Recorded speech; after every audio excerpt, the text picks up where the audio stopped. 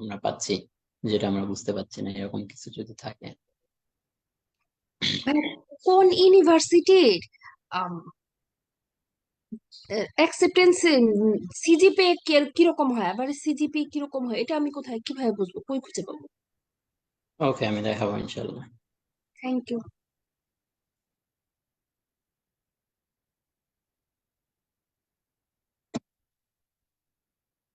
ওকে, আমরা ফেসবুক লাইভে চলে গেছি। আসসালামু আলাইকুম সকলকে,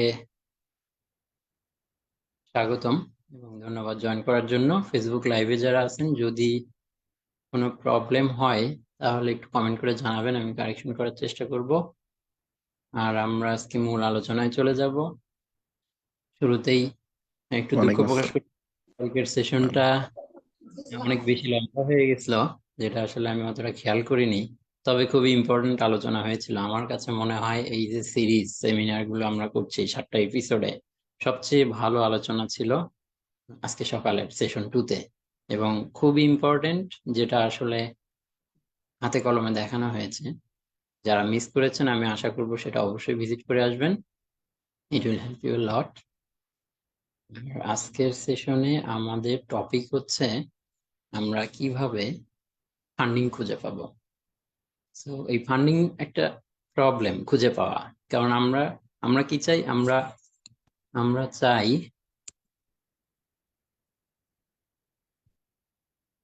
আমরা চাই ওকে, আমরা চাই আমরা অ্যাপ্লাই করার আগেই অথবা কোনো প্রফেসরকে ইমেল করার আগেই আমরা যেন তার ফান্ডিং আছে কিনা, অথবা আমি তাকে ইমেল করলেই ফান্ডিং হয়ে যাবে কিনা, এই ধরনের একটা টেন্ডেন্সি আমাদের মধ্যে আসে। আমরা এটা জানতে চাই, এটা খুবই স্বাভাবিক, আমরা খুবই কিউরিয়াস, মানে জানতে পারলে খুবই ভালো। কিন্তু মোস্ট অফ দ্য কেসে এটা খুবই ডিফিকাল্ট এবং অনেক সময় এটা জানা যায় না। তো এই পেশেন্সটা আমাদের রাখতে হবে। আমি চেষ্টা করব যতটুকু সম্ভব একটু দেখানোর জন্য। তবে আমি কিভাবে ফান্ডিং সার্চ করতে হয় এটার উপরে খুব বেশি বিস্তারিত যাব না, কারণ হচ্ছে আমার একটা হাফ অ্যান আওয়ারের উপরে একটা ভিডিও আছে। আমি কালকের সেশনে যেভাবে দেখাইছি একইভাবে স্ক্রিন শেয়ার করে ইউনিভার্সিটির ওয়েবসাইটে ঢুকে সার্চ করা যায়। তো এর মধ্যে একটা ইফেক্টিভ ওয়ে আছে, যেটা হলো, আমরা একটু স্ক্রিনে যাব,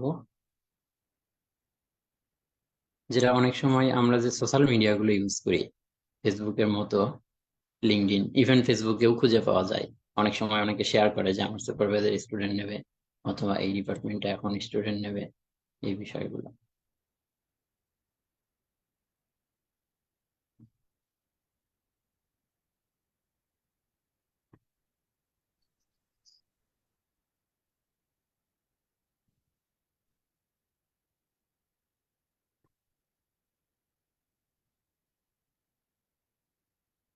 ওকে, আমরা এবার দেখতে পাচ্ছি, আমরা আমরা গ্রুপে গ্রুপে যাব। আগে আমাদের যে গ্রুপটা আমরা ফলো করি, কিভাবে সোশ্যাল মিডিয়া থেকে আমরা ফান্ডিং খুঁজে পেতে পারি এ বিষয়ে। আমরা গ্রুপে যাব, গ্রুপে গিয়ে সার্চ অপশনে আমি সার্চ করব হাউ টু সার্চ ফান্ডিং অথবা স্কলারশিপ।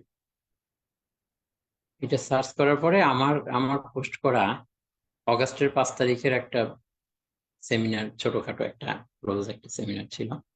এটা লাইভের মতো না, কিন্তু ভিডিও করা ছিল, পরে আমি আপলোড করে দিয়েছি। এখানে যে বিষয়গুলো আলোচনা হয়েছে: হাউ টু সার্চ এমএস অথবা PhD scholarship news, how to search professor or professor searching, যাই বলেন, and how to search professor research funding, অর্থাৎ প্রফেসরের স্কলারশিপ, সরি, প্রফেসরের যে প্রজেক্ট থাকে আমাদের বিশ্ববিদ্যালয়ে, স্যাররা প্রজেক্ট রান করে। তো এই প্রজেক্ট গুলো আমাদের ইউনিভার্সিটির বাউরেসের যদি প্রজেক্ট হয় তাহলে বাউরেসের ওয়েবসাইটে আপনারা খুঁজে পাবেন। একইভাবে যে ফান্ডার অর্গানাইজেশন আছে সেখান থেকে প্রজেক্টের ডিটেলসটা তাদের ওয়েবসাইটে দেওয়া থাকে। ইভেন কিছু কিছু জায়গায় প্রফেসররা লিখে রাখে একটা প্রজেক্টের ফান্ডিং কত, যেমন হতে পারে সেটা $5 লক্ষ ফর 5 ইয়ার্স। তো এগুলো খুব রেয়ারলি থাকে, কিন্তু কিছু কিছু ইউনিভার্সিটিতে থাকে। আবার কোনো ইউনিভার্সিটি কোনো প্রফেসরের পার্সোনাল ল্যাব ওয়েবসাইট থেকে সেখানে দেওয়া থাকে। এছাড়া আমাদের সোশ্যাল মিডিয়াতে, যেমন এটা যদি আমি ওপেন করি, এখানে দেখানো আছে লিঙ্কডইন। এটা এটা ওকলাহোমা স্টেট ইউনিভার্সিটির ওয়েবসাইট থেকে কিছু প্রজেক্ট দেখানো আছে। আমি এভাবে যাচ্ছি কারণ হচ্ছে আপনারা এটা দেখে নিতে পারবেন, কাজেই ওইগুলো আমি আর রিপিট করতে চাচ্ছি না। এই তো প্রফেসরদের লিস্ট, প্রফেসর আপনার আমি টেনে যাচ্ছি। ড্যারেন হ্যাগেন একজন প্রফেসর, তার ওয়েবসাইটে খুব চমৎকার ভাবে লেখা আছে তিনি কোথা থেকে পাশ করেছে, কি করেছে, এগুলো তার গ্রান্টের নাম। যেমন এটা একটা প্রজেক্ট 2023 সাল থেকে 2027 সাল পর্যন্ত চলবে, সুতরাং আপনি তাকে লিখতে পারেন। এবং এর ফান্ডারকে ইউএস ডিপার্টমেন্ট অফ এগ্রিকালচার। তারপরে আরো আছে নিচে। তো উনি অ্যাক্টিভলি আরেকটা প্রজেক্ট 22 সাল থেকে 25 সালে, তারপর একটা আরেকটা প্রজেক্ট 22 সাল থেকে 25 সাল। এই দুটো মেবি সিমিলার, রিপিট করে থাকতে পারে। তার আরো প্রজেক্ট আছে একটা 21 সাল থেকে 26 সাল পর্যন্ত। উনি অ্যাক্টিভলি প্রজেক্টের সাথে কাজ করছেন, বিভিন্ন ধরনের প্রজেক্ট উনি রান করছেন। তো তার যদি উনি স্টুডেন্ট ফুল না হয়ে থাকে তাহলে তার সম্ভাবনা আছে স্টুডেন্ট। এটা লিঙ্কডইন, লিঙ্কডইনে আমার প্রোফাইল, এবং লিঙ্কডইনে কিভাবে প্রফেসরদের সাথে কানেক্ট হওয়া যায়, এরা একজন অস্ট্রেলিয়ান প্রফেসর।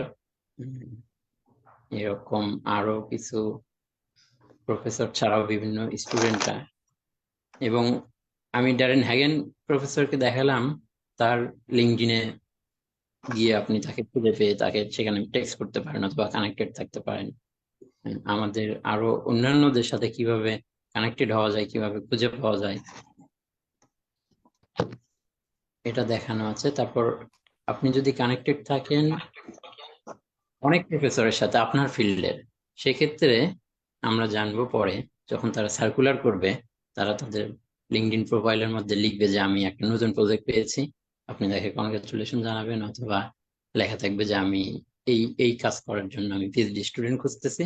এই যে যেমন এটা এখানে লেখা আছে যে আমি হায়ারিং ভেটেরিনারি এপিডেমিওলজিস্ট, এটা একটা জবের অফার। তো জব প্লাস এনিথিং, যে কোনো কিছু এভাবে। এটা এটা একটা টেকনিক আমি বলেছি ওর মধ্যে, সেটা হলো আপনার এখানে একটু বেশি সময় দিতে হবে, কারণ আপনার প্রথমে আপনার ফিল্ডের লোকজনের সাথে কানেক্ট হতে সময় লাগবে। এই কানেকশনটা যখন হয়ে যাবে তখন আপনি আপনার লিঙ্কডইনে ঢুকলেই অনেক সময় স্যালারিও লেখা থাকে বিভিন্ন সার্কুলারে, লিঙ্কডইন বা টুইটারেও এটা পাওয়া যায়। তারপর কিছু স্কলারশিপ নিউজ শেয়ার করার মতো কিছু পেজ এবং গ্রুপ আছে ফেসবুকের মতোই, সেগুলোতে রেগুলার এই নিউজ গুলো পাওয়া যায়। অথবা আমি গ্রুপের সার্চ অপশন থেকে যেভাবে এটা বের করলাম, একইভাবে আপনি যদি লিঙ্কডইনের সার্চ অপশনে গিয়ে লেখেন যে পিএইচডি স্কলারশিপ, অথবা আপনার ফিল্ডের কোনো specific terminology, for example veterinary microbiology অথবা প্ল্যান্ট সায়েন্স, এগুলো লিখলে ওই ওয়ার্ড রিলেটেড যে পোস্টগুলো থাকে এগুলো আপনি পাবেন।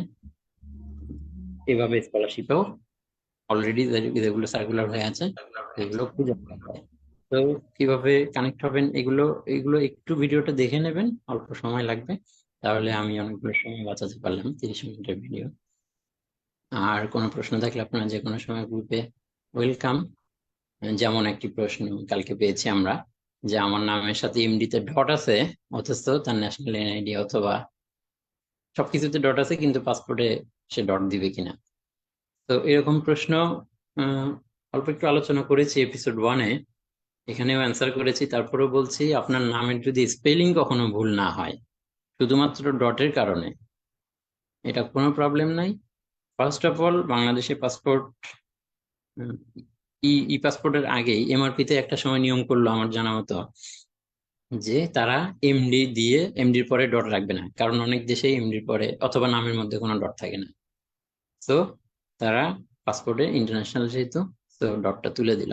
এখন অ্যাপ্লিকেশন করার সময় অনেকে ডট দিবে, এখন পাসপোর্ট প্রিন্ট করবে কিভাবে, এটা নিয়ে সমস্যা দেখা দেওয়ার কারণে একটা সময় পাসপোর্টের অ্যাপ্লিকেশন ফর্মে ডট নিচ্ছেই না। ডট দিলে আপনি অ্যাপ্লিকেশনই করতে পারবেন না। তখন আবার মানুষের কিউরিসিটি বাড়লো যে আমার ডট আছে, ডট ছাড়া অ্যাপ্লিকেশন করতে পারছি না, এটা একটা আলোড়ন সৃষ্টি করে সংশ্লিষ্ট অফিসগুলোতে। সুতরাং তারা ডট সহ অ্যাপ্লিকেশন নেওয়া শুরু করলো, মাঝখানে কিছু পাসপোর্ট ডট সহ প্রিন্টও করেছে, এবং আবার নিয়ম করছে এখন ডট সহ অ্যাপ্লিকেশন নাই কিন্তু প্রিন্ট করার সময় পাসপোর্ট অফিস থেকে অটোমেটিক্যালি ডট গুলো বাদ দিয়ে দেয়। সো আপনার ডট আসুক বা না আসুক, এটা নিয়ে কোনো চিন্তার কোনো কারণ নাই, এটা নিয়ে কারো হেডেক নাই, সবাই জানে ইটস এ ডট, এটা থাকলে কি না থাকলে কি, আপনার এতে নামের কোনো পরিবর্তন হয় না। সুতরাং শুধু আপনার না, আপনার প্যারেন্টস এরও নামের সাথে যদি থাকে, এগুলো নিয়ে কোনো worried হওয়ার কারণ নেই। আর একটা ইস্যু আছে, আমি যেটা ফেস করেছি, আমেরিকায় এসে অনেক ফর্ম ফিল আপ করতে হয় ইউনিভার্সিটি রিলেটেড, আপনার পার্সোনাল লাইফ রিলেটেড, কিছু কিছু জায়গায় তারা ডট অ্যাকসেপ্ট করেই না। সুতরাং আপনার ডট পাসপোর্টে যদি আপনি বের করতেও পারেন, আপনি এখানে এসে ওই ওই ধরনের অফিসগুলোতে এটা ইউজ করতে পারবেন না। তো এটা নিয়ে কোনো প্রবলেম হয় না কোথাও, আপনার এ নিয়ে অ্যাডমিশন রিলেটেড চিন্তার কোনো কারণই নাই। হ্যাঁ, আপনি সার্টিফিকেট জমা দেবেন ডট সহ, কিন্তু আপনি পাসপোর্ট জমা দিবেন ডট ছাড়া, এতে অ্যাডমিশন রিলেটেডও কোনো সমস্যা হবে না, আপনার হয়তো মনে হতে পারে। কারো কারো একটা প্রবলেম আসে, পাসপোর্টে প্যারেন্টস এর নামে ভুল আসতে পারে, অথবা এনআইডি তে আমার নাম একরকম, সরি আমার নাম ঠিক আছে কিন্তু প্যারেন্টস এর নাম, আমার প্যারেন্টস এর এনআইডি তে একরকম, আমার সার্টিফিকেটে তাদের নাম আরেক রকম। এটা নিয়ে অ্যাডমিশন রিলেটেড কোনো অসুবিধা হয় না, এটা একটা কমন সমস্যা বাংলাদেশের ম্যাক্সিমাম, মানে আমি আমি আমি মনে করি প্রত্যেকটা ফ্যামিলিতে 4-5 জন মেম্বার যদি হয়, অন্তত একজনের এই সমস্যা আছেই। আবার দেখা গেল আমার ভাই বোনের পাসপোর্টে তাদের প্যারেন্টস এর নাম একরকম, আমার পাসপোর্টে আমার প্যারেন্টস এর নাম আরেক রকম। তো এই ডিসক্রিপেন্সি গুলো আমাদের কোথাও কোনো প্রবলেম করবে কি?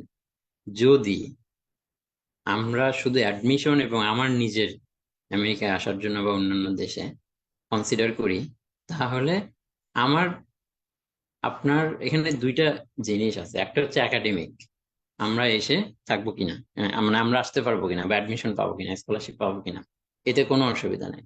আরেকটা অপশন হচ্ছে আমরা ইউএসএ মানে অ্যাব্রোডে যেতে পারবো কিনা, অর্থাৎ ইমিগ্রেশন রিলেটেড। এটা আপনার পার্সোনাল একাডেমিকের বাইরে, কিন্তু আপনাকে আসতে হবে। তো এতেও কোনো অসুবিধা নেই। আপনার আপনার সার্টিফিকেট ইমিগ্রেশন অফিসার কখনো দেখতে চাবে না, কোনো বর্ডারে কেউ দেখতে চাবে না। তো আপনি আসতেছেন, আপনার একাডেমিক সার্টিফিকেটের সাথে আপনার পাসপোর্ট যদি আলাদা হয়, আপনি এখানে আসতে পারবেন। আপনার অ্যাডমিশনের সময় আপনার পাসপোর্ট দেখবে আর সার্টিফিকেট দেখবে। সেক্ষেত্রে যদি আপনার প্যারেন্টস এর নাম আলাদা হয়, আই এম নট শিওর, তবে ইউজুয়ালি সমস্যা হয় না। কারণ আমেরিকায় আমরা আমরা কি জানি, আমাদের মেয়েরা যখন বিবাহিত হয়ে যায়, কারো কারো নামের সাথে বিয়ের আগে তাদের বাবার নামের শেষের অংশটা যুক্ত থাকে, আর বিয়ের পরে হাজবেন্ডের নামে একটা অংশ যুক্ত হয়, চেঞ্জ হয়ে যায়। কিন্তু কিন্তু এটা আমরা শুধু হয়তো সোশ্যাল মিডিয়াতে অথবা আমাদের ফ্যামিলি রিলেটেড ইউজের সময় এগুলো করে থাকি। কিন্তু অফিসিয়ালি আমাদের একবার পাসপোর্ট হয়ে গেলে বা এনআইডি হয়ে গেলে, আমরা তো বাবার নাম চেঞ্জ করতে পারি না, শেষের অংশটা যে আমার হাজবেন্ডের নাম লাগাবো। ইন্টারেস্টিংলি ইউএসএ তে এটা খুবই কমন যে আপনার একটা ফ্যামিলি নেম থাকবে, অর্থাৎ লাস্ট নাম, যে কারণে আমরা পাসপোর্ট করার সময় এবং বিভিন্ন জায়গায় আমরা পাই যে ফ্যামিলি নেম, সার নেম, দুইটা একই জিনিস, অথবা হচ্ছে ফার্স্ট নেম, অর্থাৎ ফার্স্ট নেম বা লাস্ট নেম। তো এটার আরেক লাস্ট নেমের আরেকটা নাম হলো ফ্যামিলি নেম। এর মানে হচ্ছে আপনার লাস্ট নেমটা আপনার ফ্যামিলির, আপনার বাবার মা বিয়ের আগ পর্যন্ত আপনার ফ্যামিলির সবার লাস্ট নেমটা সেম হবে। কিন্তু বিয়ের পরে তখন আপনি আরেকটা ফ্যামিলিতে চলে যাবেন, তখন আপনার নামের শেষ অংশটা চেঞ্জ হবে, এবং আপনার ফ্যামিলির নামটা আপনার হাজবেন্ডের ফ্যামিলির নাম হয়ে যাবে। আমি ইউএস এর আমাদের একজন পিএইচডি স্টুডেন্টকে জিজ্ঞেস করেছিলাম, তাহলে তোমরা যে ধরো যে মাস্টার্স এর পরে তুমি বিয়ে করে ফেললা, মাস্টার্স এর সময় বিয়ের পরে যদি পিএইচডি তে এনরোল করো, তখন তো তোমাকে একাডেমিক সার্টিফিকেট জমা দিতে হবে। তোমার তো সার্টিফিকেটে বা ট্রান্সক্রিপ্টে তোমার ফ্যামিলি নেম একরকম, আর তুমি নতুন করে তোমার এখনকার ফ্যামিলি নেম আরেক রকম।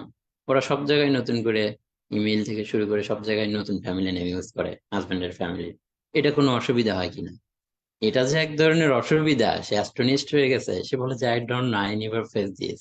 অর্থাৎ এ ধরনের পরিবর্তন যে সমস্যা হতে পারে, সেটা এ পর্যন্ত জানেই না একজন পিএইচডি স্টুডেন্ট, তার বয়স হয়ে গেছে মোর দেন 23 to 4। এনিওয়ে, তো এটা এখানে কেউ কেয়ার করে না।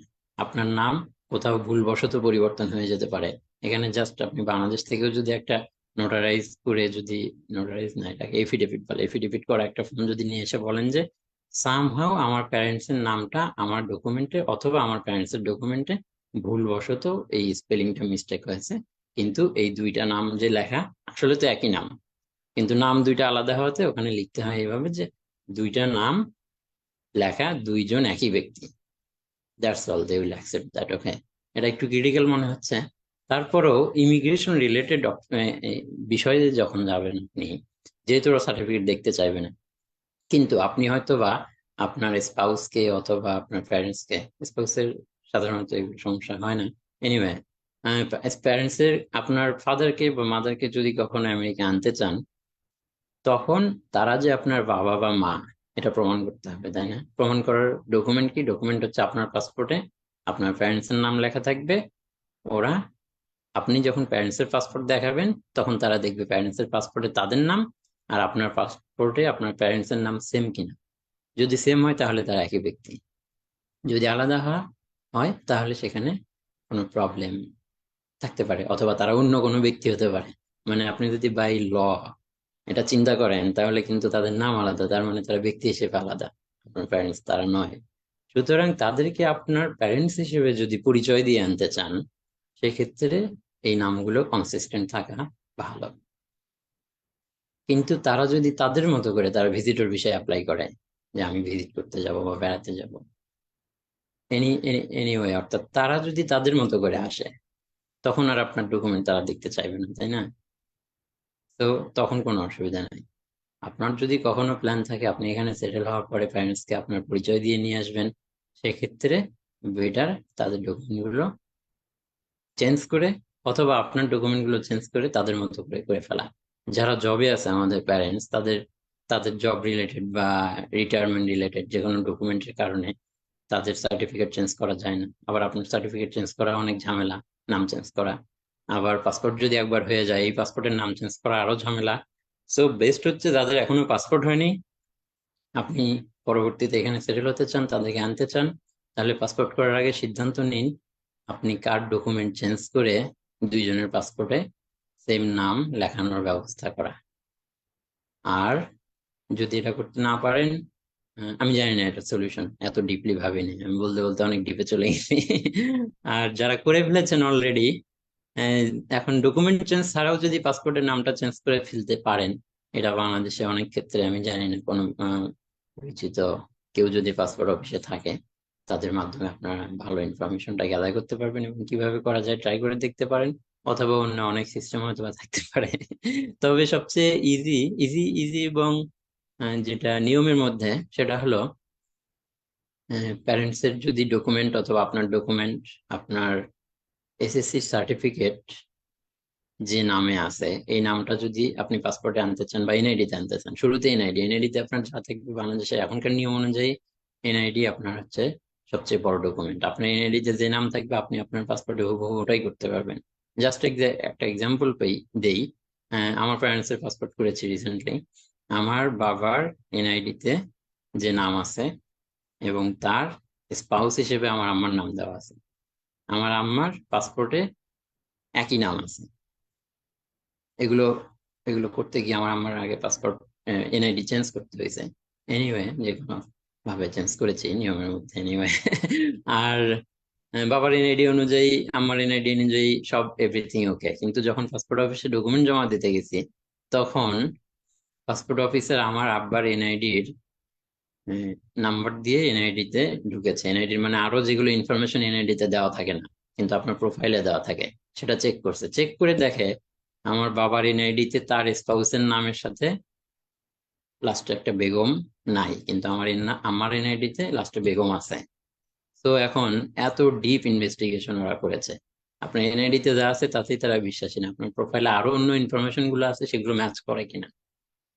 এটা পরে তারা ডিনাই করছে যে আপনার এনআইডি টা আগে কারেকশন করতে হবে, অথবা আপনার এনআইডি তে যেটা আছে সেই নামে পাসপোর্ট করতে হবে, দুইটা আপনি কোনটা রাজি। পরে আমরা তার এনআইডি কারেকশন করার জন্য অ্যাটেম্প নিয়েছি। আর এটা একটু মাইনর প্রবলেম, কারণ ওই ইনফরমেশনটা আমার বাবার এনআইডি তে স্পাউসের নাম কি আছে তার, এটা অন্য কোথাও ভেরিফাই করবে না এই ধরনের স্পেসিফিক জায়গা ছাড়া। কাজে তারা যদি এটা অ্যাপ্রুভ করে দেয়, আপনার অন্য কোথাও আসলে প্রবলেম হবে না। এনিওয়ে, পরবর্তীতে এনআইডি চেঞ্জ করার সিদ্ধান্ত আমরা নেই, মানে ইনফরমেশনটা কারেকশন করার সিদ্ধান্ত নেই, তারপরে পাসপোর্ট করেছি। তো এটা এটা হচ্ছে ওই। আর যদি একাডেমিক সার্টিফিকেট কারো থাকে, তাহলে আপনার এসএসসি সার্টিফিকেটে যেই নাম থাকবে এই নামে আপনাকে এনআইডি কারেকশন করতে হবে। এর বাইরে যাওয়ার অপশন এখন পর্যন্ত নাই, তবে হাই অফিসিয়ালের যদি রিকমেন্ডেশন থাকে সেটা করতে হতে পারে। আর এসএসসি সার্টিফিকেট সম্ভবত চেঞ্জ করা যায়, তো নিয়ম আমার জানা নাই। আর আমরা মূল আলোচনা থেকে অনেক বাইরে চলে যাচ্ছি। সো এটা ইম্পর্টেন্ট ছিল, এটা আপনাদের হেল্প করবে হয়তো, বা এটা অনেক একটা কমন প্রশ্ন অনেকেরই।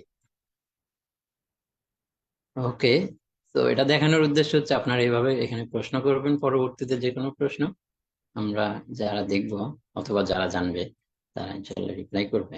এখন আসি, বলতেছিলাম সোশ্যাল মিডিয়া থেকে আমরা কেন এভাবে স্কলারশিপের নিউজ খুঁজবো, যেটা আপনার ভিডিওতে পরে দেখবেন। এখানে আমি কিছুদিন আগে পোস্ট করছি রিয়নকে কনগ্রাচুলেট করে, সে মাস্টার ডিগ্রি নেয়, গ্রুপের একজন রেগুলার কন্ট্রিবিউটর, আমরা অ্যাকনোলেজ করি তাকে। সে যখন মাস্টার পিএইচডির জন্য স্কলারশিপ খোঁজে, by the time most of the deadline গুলো ক্লোজ হয়ে যায়। যেমন ধরেন ডিসেম্বর মাসের 1 তারিখে ফলের ডেডলাইন, তো ডিসেম্বর মাসের হয়তো ডিসেম্বর মাস চলে আসছে, তার খুঁজতে খুঁজতে এখন পর্যন্ত ম্যানেজ হয়নি। But he was regular in LinkedIn and Twitter, বিভিন্ন ভাবে বিভিন্ন পোস্ট গুলো খুঁজতো খুঁজতো। সো এখানে যেটা হয়, প্রফেসর, আমি একটু বলেছি মনে হয় আগে কোনো এপিসোডে, প্রফেসর ফান্ডিং পাইছে ডিসেম্বর মাসের 1 তারিখে, কিন্তু তার ডেডলাইন শেষ হয়ে গেছে। সুতরাং সে কিন্তু নতুন অ্যাপ্লিকেশন আর ওই সময়ে পাবে না। তখন সে কি করলো, টুইটারে পোস্ট করে দিল যে আমি ফান্ডিং পেয়েছি রিসেন্টলি, আমি স্টুডেন্ট নেব, কেউ যদি এগ্রি বা ইন্টারেস্টেড থাকো আমাকে লেখো।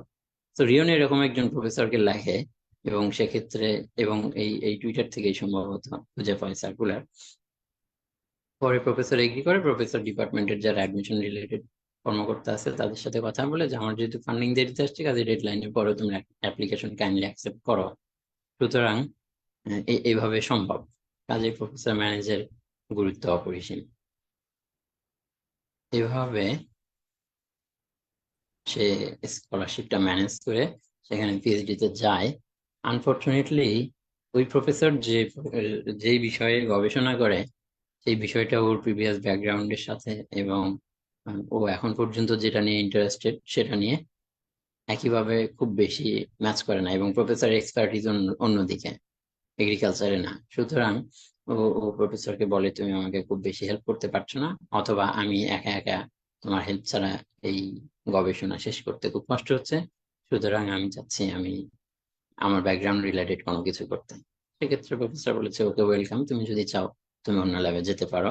এবং প্রফেসর তাকে মাস্টার ডিগ্রি দেয় তখন, যে ওকে তুমি 2 বছর কাজ করেছো, সো তোমার মাস্টার ডিগ্রি পাওয়ার মতো যোগ্যতা অর্জন করেছো। সো সে মাস্টার্স কমপ্লিট করে একই ইউনিভার্সিটিতে অন্য ডিপার্টমেন্টে আবার পিএইচডি শুরু করে। কংগ্রেচুলেট হিম। এরপরে এটা আমি সেদিন দেখিয়েছি এপিসোড 1-এ, সামিউল ইসলাম রিসেন্টলি ভিসা পেয়েছে। সে লিখেছে কি দেখেন, আমি জাস্ট প্র্যাকটিস করার জন্য যখন পাবলিক পোস্ট লিঙ্কডইনে অথবা কোনো ওয়েবসাইটে পাইতাম, তখন স্টুডেন্ট লাগবে ইমেইল করতো, রিপ্লাই আসে নাকি, কারণ আমি জানতাম ওসব পাবলিক পোস্টে, এটা ট্রু, পাবলিক পোস্টে একটু স্যার একটু কি হয়, কম্পিটিশন বেশি হয়। অর্থাৎ কম্পিটিশন বেশি হয় এই কারণে, পাবলিক পোস্ট দেওয়া মানে সেখানে অনেক অ্যাপ্লিকেন্ট যাদের ইচ্ছা নাই, স্যামুয়েলের মতো যাদের অ্যাপ্লিকেশন প্যাকেজ রেডি নাই, কিন্তু তারা ইমেল করতে তো ক্ষতি নাই, ইমেল করলে ক্ষতি নাই, এই কারণে অনেক ইমেল পায় তারা। তো একটু কম্পিটিশনে চলে যায়। তো এইভাবে সে জাস্ট কোনো আশা ছাড়াই ইমেইল করতো দেখার জন্য বা প্র্যাকটিস করার জন্য, যখন সে মেইন অ্যাপ্লিকেশন রাউন্ডে যাবে তখন যেন সে ইজিলি এগুলো বুঝতে পারে। বাট এরকম 10-11টা ইমেল করার পরে সে একজন প্রফেসর রিপ্লাই দেয়, তাকে জিজ্ঞেস করে তোমার আইএলটিএস জিআরই আছে কিনা, সে বলেছে না আমার কিছুই নাই। বাট প্রফেসর বলেছে যে তাড়াতাড়ি এগুলো যদি পরীক্ষা দিতে পারো তাহলে তুমি আমাকে জানাও, অথবা পরীক্ষা দাও। পরে সে আইএলটিএস পরীক্ষা দেয় সম্ভবত, না আইএলটিএস দেয় না, ওনাকে আচ্ছা আপনারা এটা দেখে নিতে পারবেন। এভাবে সে ওই ওই ডিপার্টমেন্টে ভর্তির অফার পায়, জাস্ট আনসার্টেনলি। তার মানে এটা কতটা আপনার, আপনি লাকি হলে আপনি পূর্ণ প্রস্তুতি ছাড়াই আপনি অ্যাডমিশন পেতে পারেন। সুতরাং জাস্ট ট্রাই করে যেতে হবে, হ্যাঁ, সর্বদাই। কিন্তু ওর যে অবস্থা, 11 নম্বর ইমেল কেন, কারো কারো 111 নম্বর ইমেইলে গিয়েও সাকসেস আসে না। আপনি জানেন না আপনার ফিউচার কি হবে। আর অ্যাপ্লিকেশন রিলেটেড আমার একটা দারুণ পোস্ট আছে, সেন্ট্রাল অ্যাপ্লিকেশন আর অন্যান্য বিষয়গুলো অলরেডি ক্লিয়ারলি বলেছি, আপনারা এটা অলরেডি জানেন এখন, এরা দেখে নিতে পারেন। আর আমরা কিছু ওয়েবসাইটে যাব ইউনিভার্সিটির, যেমন এটা হলো Oklahoma state university, department of microbiology and molecular genetics. কালকে দেখিয়েছি, ভাবলাম আরো কয়েকটা ওয়েবসাইট দেখানো যায়। এটা হলো গ্রাজুয়েট প্রোগ্রামে কি কি লিখতে হবে, কিভাবে অ্যাপ্লাই করতে হবে। এখানে বলেছে official transcript from every university. Official transcript মানে হচ্ছে ভেরিফাইড ট্রান্সক্রিপ্ট, এটা বলেছে মানে এরা ক্লিয়ারলি লিখছে in our graduate program, bold করে লেখা যে we do not directly admit graduate student in specific lab. সুতরাং there is no need to contact faculty members in our department to gain admission. এরকম লেখা যেখানে দেখবেন যে দরকার নাই ফ্যাকাল্টিকে ইমেল করার, জাস্ট আপনার সময় বেঁচে গেল, ওইখানে আপনাকে সেন্ট্রাল অ্যাপ্লাই করতে হবে। আর কিভাবে প্রসিডিউর কি আছে, কিভাবে ওরা অ্যাডমিশন নেবে, বাকি প্রসিডিউর আপনি আরো বিস্তারিত এই পেজে পড়লে জানতে পারবেন। সো এখানে আপনি শুধু অ্যাপ্লাই করবেন কিনা এই সিদ্ধান্ত নেওয়ার জন্য আপনি আদার রিকোয়ারমেন্ট গুলো দেখবেন। আদার রিকোয়ারমেন্টের মধ্যে তারা বলতেছে ডেডলাইন হলো 15ই জানুয়ারি।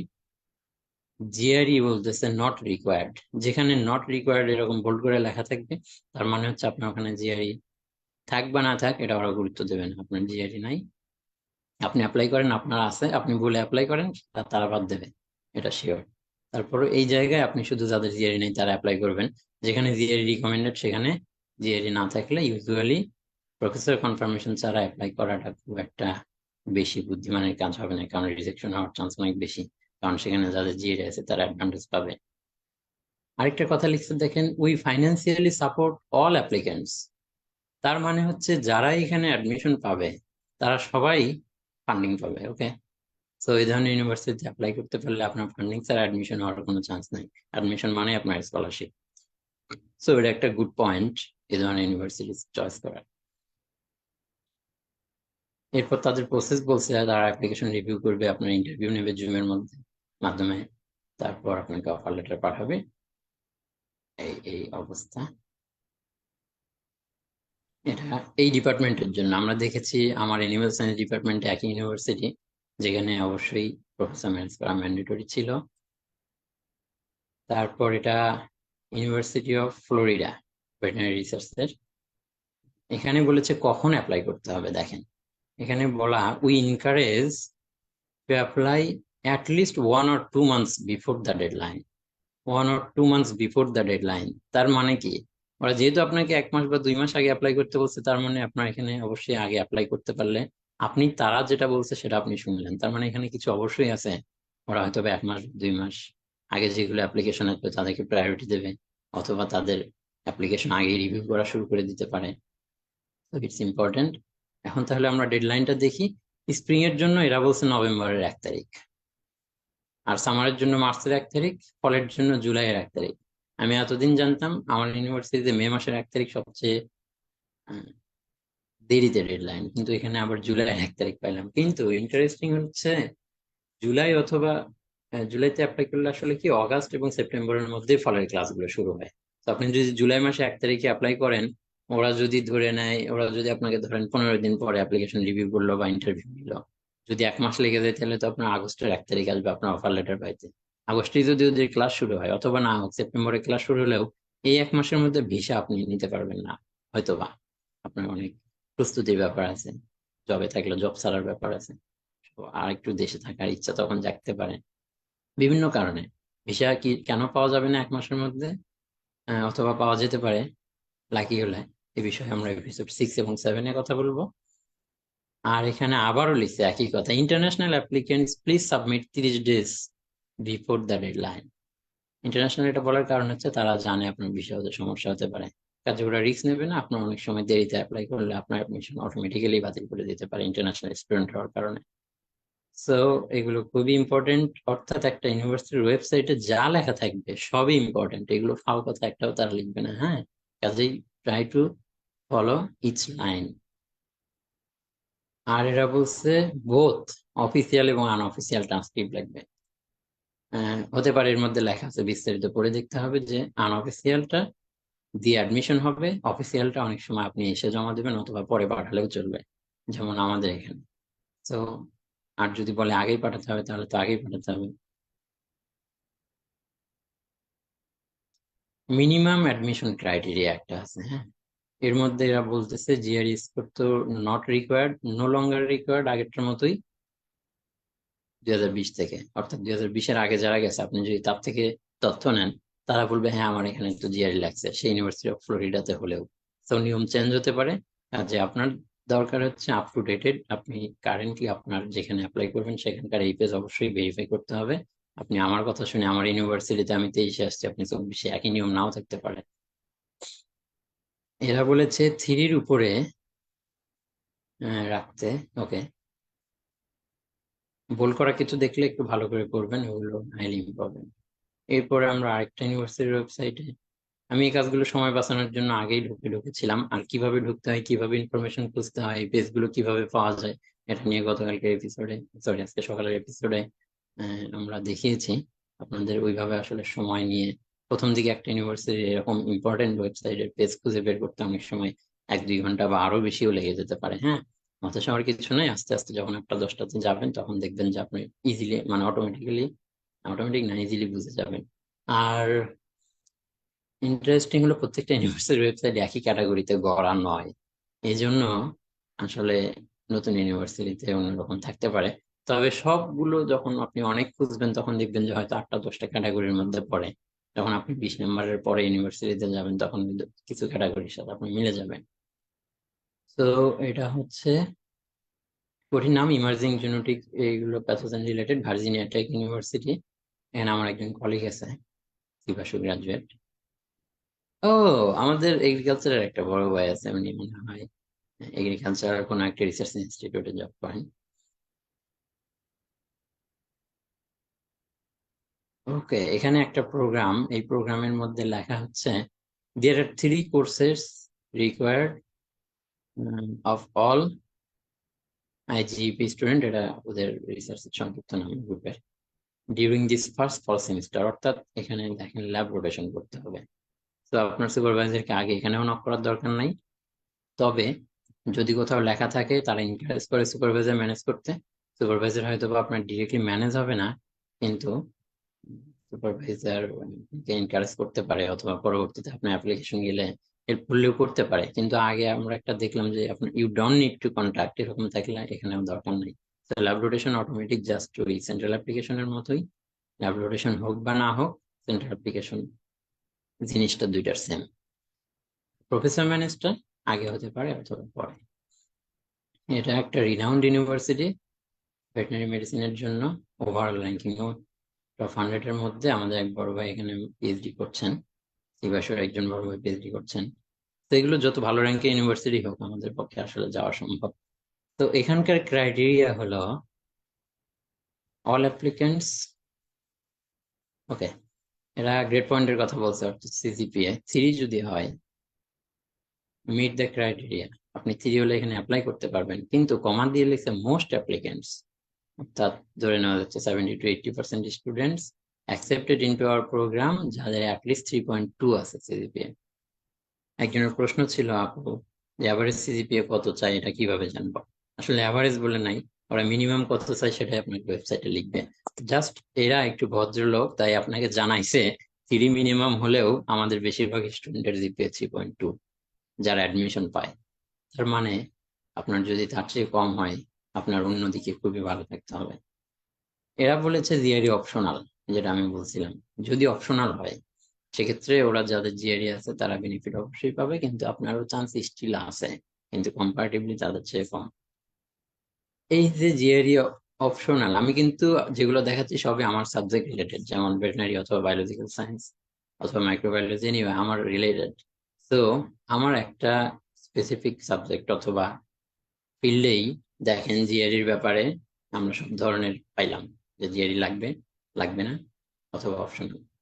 আমরা ল্যাব রোটেশন লাগবে কি লাগবে না, সেন্ট্রাল অ্যাপ্লিকেশন কিনা, অথবা আপনাকে প্রফেসর ম্যানেজ করা ম্যান্ডেটরি কিনা, এই 3টা ক্যাটাগরিরই আমি পাইছি। অর্থাৎ আপনারা কোনো ডিপার্টমেন্টের স্টুডেন্ট হিসেবে আপনি এটা বলতে পারেন না যে ভেটেনারির জন্য ল্যাব রোটেশন লাগবে অথবা ভেটেনারির জন্য জিআরই লাগবে, আপনার এগ্রিকালচারের জন্য লাগবে বা লাগবে না, এটা বা সেটা টোটালি ডিফারেন্ট। জেনারেল কিছু নাই, কারণ অনেক ইউনিভার্সিটি প্রত্যেকে নিজেদের মতো করে স্বাধীনভাবে তারা অ্যাডমিশন সিস্টেম চালু করেছে। তো আপনারটা এইভাবেই প্রত্যেকটা ইউনিভার্সিটি ডিপার্টমেন্টে ঢুকে ঢুকে চেক করতে হবে। একটু সময় সাপেক্ষ, ধৈর্যের কাজ, কিন্তু এটা না করলে আপনার কোনো শর্টকাট নাই, যে কারণে আসলে আমার এটা এটা বোঝানোর জন্য এতগুলো এক্সাম্পল দেখানো, এবং ভাষাগুলো দেখবেন একটু ডিফারেন্ট মানে তার মিনিংও ডিফারেন্ট। তো এটা আপনার এক্সপিরিয়েন্স হবে যত বেশি আপনি দেখবেন। ডেডলাইন বলা আছে ডিসেম্বরের 1 তারিখ, স্প্রিং এর জন্য জুন। কালকে একটা প্রশ্ন ছিল, ভাইয়া স্প্রিং এর জন্য তাহলে অ্যাভারেজ ডেডলাইন কবে? অ্যাভারেজ কোনো ডেডলাইন নাই, যেখানে ক্লাস শুরুর ডেটটা অ্যাভারেজ সবার সেম। জানুয়ারি মাসে স্প্রিং শুরু, ফল শুরু হচ্ছে সেপ্টেম্বর বা অগাস্টের লাস্ট উইক, আর জুনে শুরু হচ্ছে সামার। তার মানে আপনার ডেডলাইনের, সরি, ক্লাস শুরু হওয়ার মিনিমাম 3 মাস আগে আপনার ধান্দা থাকবে অ্যাপ্লিকেশন কমপ্লিট করা। কিন্তু যাদের ডেডলাইন ডিসেম্বরের 1 ফলের জন্য, তারা কিন্তু 6-7 মাস আগে। সুতরাং আপনি চেষ্টা করবেন যে কোনো সেমিস্টারেই হোক, আপনার কোনো সেমিস্টার টার্গেট হবে না, হ্যাঁ। আপনার টার্গেট হবে আপনি এ, পরবর্তী ধরেন 2টা বা 3টা সেমিস্টারের মধ্যে এক জায়গায় যেতে চান। কাজে আপনি ফলের জন্য খুঁজলেও আপনি সেখানে স্প্রিং পেয়ে যেতে পারেন, বা স্প্রিং এর জন্য খুঁজলে পরের মানে চলে যেতে পারেন। তো এটা নিয়ে হেডেক নেওয়ার কিছু নেই, আপনি জাস্ট প্ল্যান 1 ইয়ারের মধ্যে আসবেন। এখানে আরেকটা জিনিস লিখেছে, you must accepted by professor, by major professor, অর্থাৎ এই ইউনিভার্সিটিতে এই সাবজেক্টে আপনার প্রফেসর এগ্রি না হওয়া পর্যন্ত আপনার অ্যাডমিশন হবে না, কারণ মাস্ট শব্দটার অর্থ সেরকমই, তাই না? ওকে, দ্যাটস গুড। আমরা অনেকখানি আলোচনা করেছি। এবার আসি অ্যাডমিশন রিকোয়ারমেন্টের, আমরা আরেকটা ইউনিভার্সিটি দেখাবো, নিউ মেক্সিকো স্টেট ইউনিভার্সিটি। এখানে আমাদের একজন আপু এবছরই 2023-এ এসেছেন ওয়াটার সায়েন্স অ্যান্ড ম্যানেজমেন্টে, ঠিক এই প্রোগ্রামে, হ্যাঁ। যারা এটা নিয়ে ইন্টারেস্টেড তারা দেখতে পারেন। এখানে ব্যাচেলরের সিজিপিএ তারা বলেছে একটু বেশি, 3.5 অথবা হায়ার, 4-এর মধ্যে। তো আপনি এই ইউনিভার্সিটিতে যাদের 3 আছে, তারা কিন্তু অ্যাপ্লাই করতে পারবেন না, অথবা আপনার চান্স থাকবে না। তো এ থেকে এই বোঝা যায় মিনিমাম 3 হলে সিজিপিএ আমরা অ্যাপ্লাই করতে পারবো মোস্ট অফ দ্য ইউনিভার্সিটিজে। কিন্তু আপনার এমন সময় এখানে আপনার পরিচিত বড় আপু বা ভাইয়া থাকার কারণে আপনার এটা খুব ভালো লাগতে পারে, তখন আপনি ডিসহার্টেড হবেন, অ্যাপ্লাই করতে পারবেন না। কাজে আপনার সিজিপিএ কখনোই যে কোনো ভাবে হেন তেন হলেই হবে, এটা যারা বলবে তারা আসলে 100% কারেক্ট নয়। হয়তো বা হতে পারে, কিন্তু আপনি যে সেখানে পাবেন চান্স, তার কোনো মানে নেই। তো যাদের এখনো আন্ডার গ্রেড লেভেলে আছেন, ডেফিনেটলি 1 সেমিস্টার বাকি থাকলেও try to increase it up to the level, অথবা যত বেশি পারা যায়। আবার বলছে হাউ এভার, তারা 3 থেকে 3 পয়েন্টের মধ্যে হলেও কনসিডার করে অনেক সময়। দুই ধরনেরই আছে, কেউ বলছে 3 আমরা অ্যাকসেপ্ট করি কিন্তু 3.2 হলে ভালো, এরা বলছে 3.5 আমরা মিনিমাম কিন্তু কম হলে অনেক সময় করি। তো সবকিছুই আসলে আনসার্টেন, কারণ ডাইভার্সিফাইড সবকিছু, তাই না? এই ইউনিভার্সিটির কিছু প্রোগ্রামের নাম মাস্টার্স এর: agricultural economics, extension, animal science, entomology, plant pathology, weed science, fish, wild life, plant and environmental science, water science and management. তো এইগুলো সবই এগ্রিকালচারের আমাদের সাবজেক্ট, কলেজ অফ এগ্রিকালচার নামে, হ্যাঁ। তো এরকম কলেজ অফ এগ্রিকালচার কোথাও থাকলে সেখানে ধরে নেওয়া যায় মোস্টলি আমাদের সবগুলো সাবজেক্টই থাকে। তো আমরা অবশ্যই চাইবো ইউনিভার্সিটিতে 2024 সালে আপনারা অনেকজন আসেন। আর এটা সম্ভবত তার প্রফেসর হবেন, হ্যাঁ, বলেছিলাম যে একটু লিঙ্কডইন দিতে। এখন আমরা প্রফেসরের অনেক সময় কিভাবে খুঁজে পাবো, এটা আমরা কালকে আজকে সকালে দেখেছি আগের এপিসোডে, বাট ওই প্রফেসরের কাছে আমি অ্যাপ্লাই করবো কিনা এই সিদ্ধান্তটা আবার আরেকটা কঠিন সিদ্ধান্ত, হ্যাঁ। অথবা ইমেইল করবো কিনা। যেমন এই প্রফেসরের ওয়েবসাইটে তেমন কিছু লেখা নাই, উনি কি এই একটা ইনস্টিটিউট আছে তার ডিরেক্টর, তার পড়াশোনা আছে কই কই, তার রিসার্চ ইন্টারেস্ট কি, সোসিও হাইড্রোলজি, হাবি যাবি। তো এইগুলোর মধ্যে কোনোটা যদি আপনার ইন্টারেস্ট থাকে বা ভালো লাগে, তাহলে আপনি তাকে লিখবেন। যদি আপনার ভালো না লাগে, আপনি এগুলো নিয়ে কাজ করতে চান না, জাস্ট লিভ ইট। আর প্রফেসর আছে এই ডিপার্টমেন্টে, তাই না? এইভাবেই আসলে চুজ করতে হয়। এখন আমরা কিভাবে একজন প্রফেসরের ল্যাবে ঢুকবো, আগের এপিসোডে দেখেছি ডক্টর হাউ চ্যাং এর ওয়েবসাইটে কিভাবে যাব সেটা দিয়ে। ধরে নিচ্ছে এরকম আরেকজন প্রফেসর পেলাম, মারাফিনি, নাম মারাফিনি ল্যাবরেটরি, অর্থাৎ এটা তার ল্যাব। তার আলাদা একটা ওয়েবসাইট আছে হাউ চ্যাং এর মতো। ওয়েবসাইটের কিছু কথা তেমন লেখা নাই। তার রিসার্চের ট্যাবে যদি ক্লিক করি, সে কি নিয়ে রিসার্চ করে, সিকোয়েন্সিং, জেনেটিক, হাবিজাবি অনেক কঠিন কিছু নিয়ে গবেষণা করে মনে হচ্ছে। উনি কোন ব্যাকটেরিয়া নিয়ে কাজ করে সেটা লেখা আছে এখানে। আরেক আর আরেক এই ব্যাকটেরিয়া সহ আরো বিস্তারিত কিছু লেখা আছে। তার কারেন্ট রিসার্চ এমপ্লয়িরা কি নিয়ে কাজ করে এটা লেখা আছে। তো এটা যদি আপনি পুরোটা পড়েন, এর মধ্যে যদি কিছু বুঝেন, আস্তে আস্তে বুঝবেন। অনেক সময় আমরা যতটুকু আমাদের রিসার্চ নলেজ, তাদের গবেষণাগুলো একই ফিল্ডের হওয়া সত্ত্বেও আমরা অনেক সময় কিছুই বুঝতে পারবো না। এগুলো বুঝতে হবে আসলে আস্তে আস্তে। অনেক সময় আপনার ভালো লাগবে কোনো প্রফেসরকে, কারো চেহারা দেখে ভালো লাগতে পারে, কারো কোনো বিগ স্কুলের প্রফেসর দেখে ভালো লাগতে পারে, অথবা ভালো লাগতে পারে তাদের পাবলিকেশন দেখে, ও তার পাবলিকেশনটা এখানে দেওয়া নেই, সরি। হয়তো বা কেউ প্রতি বছরে যারা প্রফেসর হতে চান ইউনিভার্সিটির, বা খুব ভালো রিসার্চের আউটপুট আনতে চান, অনেক পাবলিকেশন করতে চান, আপনি প্রফেসরের পাবলিকেশন দেখে ভালো লাগবে, কারণ ন্যাচারাল পাবলিকেশন করে, আরো ইম্প্যাক্ট ফ্যাক্টর বেশি, এরকম জার্নালে রেগুলার পাবলিকেশন করে, তার মানে আপনারও হবে। তো এই জিনিসগুলো তখন আপনার বোঝার চেষ্টা করতে হবে, কারণ আপনি তার মতো হতে চান। সুতরাং কঠিন হলে এগুলো আস্তে আস্তে গুগল টুগল করে, চ্যাট জিপিটি অথবা যে কোনো ভাবে, অথবা স্যারদের সাথে কমিউনিকেট করে জিজ্ঞেস করতে পারেন যে স্যার, এগুলো নিয়ে আমার খুব ইন্টারেস্ট, আমি একটু এগুলো নিয়ে জানতে চাই। কারণ স্যার এগুলো হায়ার ডিগ্রি নেয় আমাদের, এটা আমরা লাকি যে আমাদের অলমোস্ট সব স্যারই পিএইচডি হোল্ডার। তো তারা এইসব প্রসেসের মধ্যে দিয়ে গেছেন। আমরা অনেক সময় স্যারদের সাথে আমরা কমিউনিকেট করতে চাই না, বড় ভাই আপুদের সাথে কমিউনিকেট করতে চাই না, আবার নিজেও খুব একটা পারি না। আপনার এখানে কোনো হার্ম নাই আপনি যদি আপনার স্যারের কাছে যান, কারণ স্যাররা অনেক জানেন রিয়েলি, আর এইসব প্রসেসের মধ্যে দিয়ে সবাইকে যেতে হয়, সেম প্রসেস। কাজেই তারা জানেন না এটা না, বরং তারা ক্লাসে যদি আমাদের হেল্প করতে চান, আমাদের পাশের জন্য বা আমাদের ক্যারিয়ারের জন্য, তো এটা ওয়ান কাইন্ড অফ আপনার ক্যারিয়ারের একটা অ্যাপ্রোচ। তো এখানেও আপনি হেল্প পাবেন, কিন্তু আমরা যাই না তাই পাই না। কিন্তু রিকমেন্ডেশন লেটারের জন্য ঠিকই যাই শেষ মুহূর্তে। আপনি প্রথম স্টেজ থেকে শুরু করেন, কোনো অসুবিধা নেই, বরং এটা আপনাকে হেল্প করবে অন্তত রিসার্চের থিমগুলো কিভাবে, এটা বোঝার জন্য। আপনারা আমাদের ইমেইল এপিসোডে অবশ্যই এইগুলাকে কিভাবে সাজিয়ে লিখতে হয়, আপনার ইন্টারেস্টটা এটা দেখাবেন। তো এগুলো না বুঝলে আপনি ইমেইলের ওই পার্টিকুলার অংশে গিয়ে আপনি এটা খুব ভালোভাবে তুলে ধরে লিখতে পারবেন না যে আমি তোমার রিসার্চ ল্যাবে এই কারণে ইন্টারেস্টেড। হ্যাঁ, তো এগুলো একটু দেখতে হবে।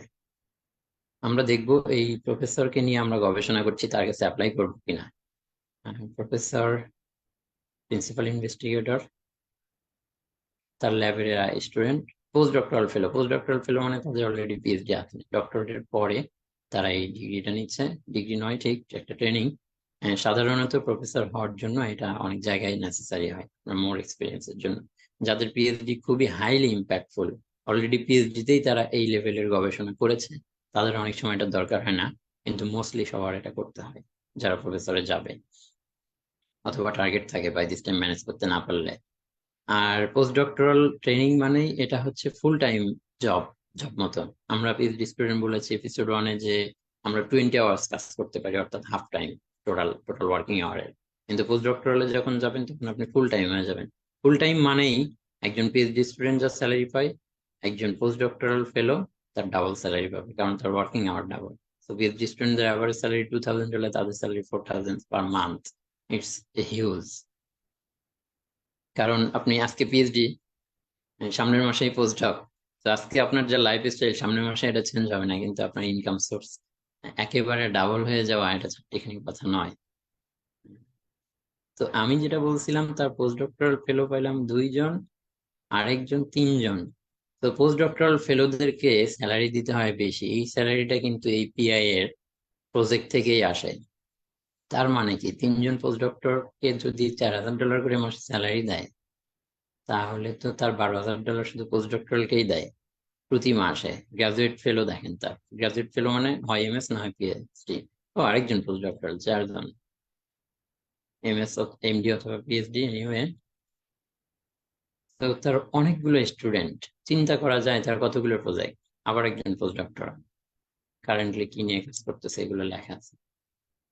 আনবিলিভেবল, আমি খুব কমই এরকম কোন ল্যাব দেখেছি এর আগে। এবং তার অ্যালামনাই কারা, অর্থাৎ আগে যারা পাশ করে গেছে। 14 সালে একদম পোস্ট ডক্টরেট করছে, তার কাছে সে অ্যাসিস্ট্যান্ট প্রফেসর অন্য একটা ইউনিভার্সিটিতে। আপনার যদি এই ফিল্ড রিলেটেড, তার যে রিসার্চ, এই রিসার্চ গুলোর সাথে যদি আপনার ম্যাচ করে, অথবা এইখানে যেটা লেখা আছে যদি আপনার ইন্টারেস্ট থাকে, আপনি শুধু তাকেই লিখতে পারবেন না, আপনি গিয়ে তার অ্যালামনাই যেখানে দেখবেন এই অ্যাসিস্ট্যান্ট প্রফেসর এই ইউনিভার্সিটিতে আছে, আপনি ওই ইউনিভার্সিটির ওয়েবসাইটে যদি যান, এই নাম দিয়ে সার্চ করলে পাবেন। শুধু তাই না, এই নাম দিয়ে যদি আমরা গুগলে সার্চ করি, তার নামটা লিখবো আর লিখবো যে অ্যাট অমুক ইউনিভার্সিটি, হ্যাঁ, এটা ওই ইউনিভার্সিটিতে ওই প্রফেসরের প্রোফাইল, অথবা এটা আমরা যে কটা লিঙ্ক পাবো সেখানে যাব, তারপরে দেখবো সে ওখানে মলিকুলার এবং সেলুলার বায়োলজির প্রফেসর, সেইগুলো নিয়ে রিসার্চ নিয়ে কাজ করে। তার রিসার্চ ডিসক্রিপশন অন্যভাবে লিখেছে, এটা ইউনিভার্সিটির ওয়েবসাইট, এটা দেখে মনে হচ্ছে আমি ওখানেও দেখেছি, হ্যাঁ। সো ওইখান থেকে সে পাশ করা, তার মানে হলো সে একই বিষয়ে গবেষণা করে। তার মানে আপনার যদি ওই বিষয়ে ইন্টারেস্ট থাকে, ওই বিষয়ে আপনার দুইজন প্রফেসরের সাথে ম্যাচ করে, আপনি দুইজন যেহেতু দুই ইউনিভার্সিটির একই দিনে এক বসায় দুইজনকে ইমেল করে দেন। এইভাবে একটা ওয়েবসাইট থেকেও অন্য ওয়েবসাইটে মানে অন্য প্রফেসর খুঁজে পাওয়া যায়। শুধু ইউনিভার্সিটি বেস করে আমরা যে খুঁজলাম, যে প্রত্যেকটা ইউনিভার্সিটির আগে লিস্ট সংগ্রহ করব, সেই লিস্ট থেকে এভাবে এভাবে আমরা প্রফেসরের খুঁজে বের করব, একটু টাইম কনজিউমিং। এটা আপনি সব জায়গায় পাবেন না, কারণ সবার ওয়েবসাইটে এরকম অন্য ইউনিভার্সিটির প্রফেসর অ্যালামনাই পাবেন না। অনেক জায়গায় অ্যালামনাই লিস্টও দেওয়া থাকে না। ওকে, গুড। আরেকজন এখানে এমএস বা পিএইচডি করছে, আরেক জায়গায় গিয়ে আবার এমএস পিএইচডি করতেছে। একজন ইনস্টিটিউট অফ পাস্টিউরের, একটা বিখ্যাত ইনস্টিটিউট লাইফ সায়েন্সের জন্য, সেখানে একজন ল্যাব হেড 14 সালে পোস্ট ডক করা। তো এইভাবে দেখতে থাকুন আর বুঝতে থাকুন। এখন এই প্রফেসর নামজাদা প্রফেসর, সুতরাং আপনার প্রোফাইল যদি খুব দুর্বল হয়, আপনার হয়তো হবে না, আপনি জানেন, তবুও সামিউল ইসলামের মতো জাস্ট টু প্র্যাকটিস আপনি লিখতে পারেন। কন্টাক্ট, এই প্রফেসরের ইমেইল এখানে পাবো আমরা। আরো কিছু অ্যাডিশনাল ইনফরমেশন থাকতে পারে, কারণ এনজয় করে তাহলে হবে। কন্ট্রাক্টের মধ্যে লেখা আছে, are you interested in the lab? যদি পোস্ট ডক্টরাল হন তাহলে আপনি এই জিনিসগুলো পাঠান। আর যদি আপনি গ্রাজুয়েট প্রোগ্রামের স্টুডেন্ট হতে চান, তাহলে তিনি এই 3টা ডিপার্টমেন্টের অথবা 3টা প্রোগ্রামের স্টুডেন্ট নেয়। বলছে যে প্রথমত you can contact with this professor, তার নাম এটা, হ্যাঁ। You can contact with this professor, otherwise আপনি ফার্স্ট অ্যাপ্লাই ডিরেক্টলি, আপনি ডাইরেক্টলি অ্যাপ্লাই করে দিতে পারেন।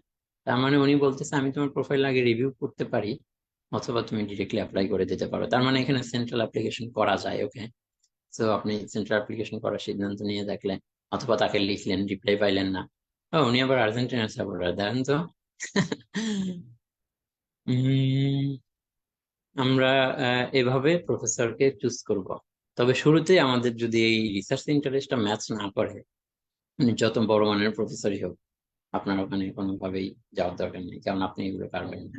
আর ইন্টারেস্টিং মানে ইন্টারেস্ট আছে এই এই জিনিসগুলো এখানে খুবই প্রায়োরিটি দেওয়া হয়, কারণ এরকম নামজাদা প্রফেসর আপনার যেখানে ইন্টারেস্ট সেই সেই সেই ডিপার্টমেন্টেও আছে। তো তাদেরকে খুঁজে বের করার চেষ্টা করবেন। এটা আরেকজন প্রফেসর ইউনিভার্সিটি অফ নিউ হ্যাম্পশায়ারে, ওখানে আমাদের এনিম্যাল হাজবেন্ডারির 2জন খুবই প্রোঅ্যাক্টিভ স্টুডেন্ট আছে। তার রিসার্চ সম্পর্কে এখানে লেখা পাবেন, কি কি কোর্স করায়, তার পাবলিকেশন গুলো এখানে পাবেন। তো তার পাবলিকেশন কত সালে পাবলিশ হয়েছে, হ্যাঁ, এটা আমরা দেখব। উনি রানিং খুব ভালো প্রফেসর কিনা, অথবা গবেষণা করছে কিনা, অথবা এটা হচ্ছে জার্নালের নাম, এই জার্নালের ইম্প্যাক্ট ফ্যাক্টর কত, যদি দেখতে চান কি মানের জার্নালে তিনি পাবলিশ করেন। পাবলিশ হয়েছে 2017 সালে, 2017 সালে, 2016 সালে। কিন্তু আপনি তো অ্যাপ্লাই করতেছেন 2024-এর জন্য, তাহলে কি 17 থেকে 2024 সাল পর্যন্ত তিনি পাবলিকেশন করে না? হতে পারে করেন, কিন্তু এই ওয়েবসাইটটা তিনি রেগুলার আপডেট করে না, অথবা হতে পারে উনি আর পাবলিকেশন করছেন না, এমনও হতে পারে। তো এটা দেখার জন্য জাস্ট একটা অল্টারনেটিভ ওয়ে, সেটা হলো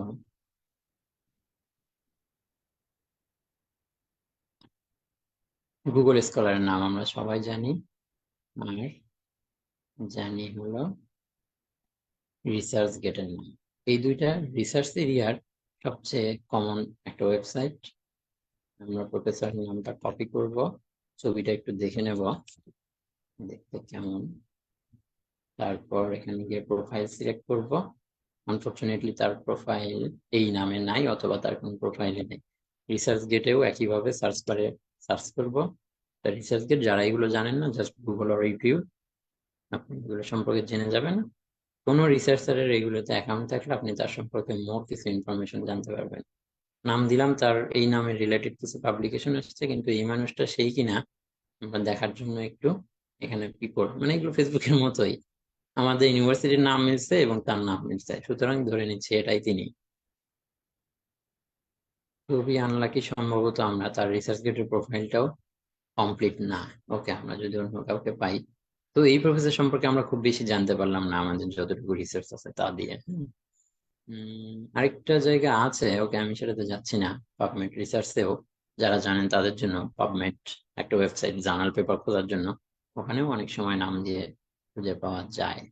তো আমরা এই প্রফেসর সম্পর্কে জানলাম না, তাহলে তাকে দেখে আমাদের কিভাবে ভালো লাগবে? আমরা এই প্রফেসরকে ইমেল করব কিনা? আমি ধরে নিচ্ছি আপনার এই ডিপার্টমেন্টে আরো অনেক প্রফেসর আছে, কাজে আপনি তার নামটা কপি করে আমাদের এক্সেল ফাইলে রেখে দিন এবং জাস্ট মেনশন করে রাখুন তার সম্পর্কে আরো জানতে হবে। কাজে আরো যাদের সম্পর্কে আপনার ওয়েবসাইটে ক্লিয়ারলি লেখা আছে এর আগের ল্যাবের মতো, আপনি তাকে আগে চুজ করুন যে আপনি ওখানে আগে ইমেল করবেন, হ্যাঁ। আর যেগুলোতে ডিরেক্ট সেন্ট্রাল, সেগুলোতে তো আপনি সময় নষ্ট করবেনই না। তো রক, তার নাম মনে হয় ডক্টর রক। উনি কি নিয়ে কাজ করে? Host pathogen biology. I am sorry যে আমি হচ্ছে আপনাদের প্রত্যেকটা সাবজেক্ট ওয়াইজ দেখাতে পারছি না, কারণ হলো এগ্রিকালচারের প্রফেসরদের ল্যাব বুঝতে আমার অনেক সময় লাগবে, এবং তারা কি নিয়ে কাজ করে সেটা এক্সপ্লেন করতেও আমি পারবো না। এটা টাইম কনজিউমিং হবে, সুতরাং আমি আমি যেগুলো বুঝি এগুলোই দেখাচ্ছি।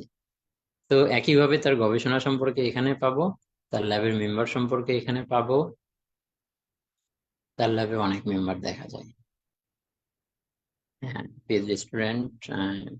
ইনি একজন সায়েন্টিস্ট হিসেবে এখানে আছে, তিনি স্টুডেন্ট না, পোস্ট ডক্টরালও না, তার জব আসলে গবেষক হিসেবে আছে। তাদের এটাও পিএইচডি পরে একটা জব করা যায়। পিএইচডি স্টুডেন্ট তারা কি নিয়ে কাজ করে লেখা আছে। সো প্রফেসর কি নিয়ে কাজ করে এটা রিসার্চ ট্যাবে যখন আমরা পাবো, তার স্টুডেন্টরা কি নিয়ে কাজ করে এটা যখন দেখব, আপনার হতে পারে এই স্টুডেন্ট এবং এই স্টুডেন্ট যে কাজ করে এই দুইটা স্লাইটলি ডিফারেন্ট হতে পারে। তার মানে দুইটা স্লাইটলি ডিফারেন্ট হলেও কিছু ডিফারেন্ট তো হবে, সবাই তো আর একই জিনিস করবো না, তাই না? এই দুইটার যে কোনো একটা যদি আপনার সাথে মিলে, আপনি প্রফেসরকে লিখতে পারেন, হ্যাঁ। তবে ওভারঅল থিমটা অলমোস্ট সেম হবে ডেফিনেটলি, কারণ অনেক সময় প্রফেসররা দুইটা ট্র্যাকে কাজ করে, কিন্তু দুইটা ট্র্যাকে কাজ করলেও বিষয়টা এমন না যে একজন ফরেস্ট অ্যাগ্রোনমি নিয়ে কাজ করে, প্ল্যান্ট মানে প্ল্যান্ট ব্রিডিং একরকম, আরেকটা হচ্ছে প্ল্যান্ট নিউট্রিশন একরকম, এইরকম দুইটা ফিল্ড সাধারণত হয় না। ব্রিডিং এই হয়তো দুইটা উইক কাজ করতে পারে, কিন্তু আপনার জাস্ট ব্রিডিং মিললেই আপনি সেখানে অ্যাপ্লাই করতে পারেন। তো এই ল্যাবটাও খুব এনরিচড। এগুলো আমাকে রূপক দিয়েছে, রূপক খুব বড় বড় ল্যাবের জন্য আসলে কোয়ালিফাইড এগুলো, সময় কাটায় এগুলোতে, হ্যাঁ। এনিওয়ে, আমরা যেটা বেশি দরকার সেটা হলো তার পাবলিকেশনস। এই প্রফেসরের পাবলিকেশন 2023 সালে পাবলিশ করা।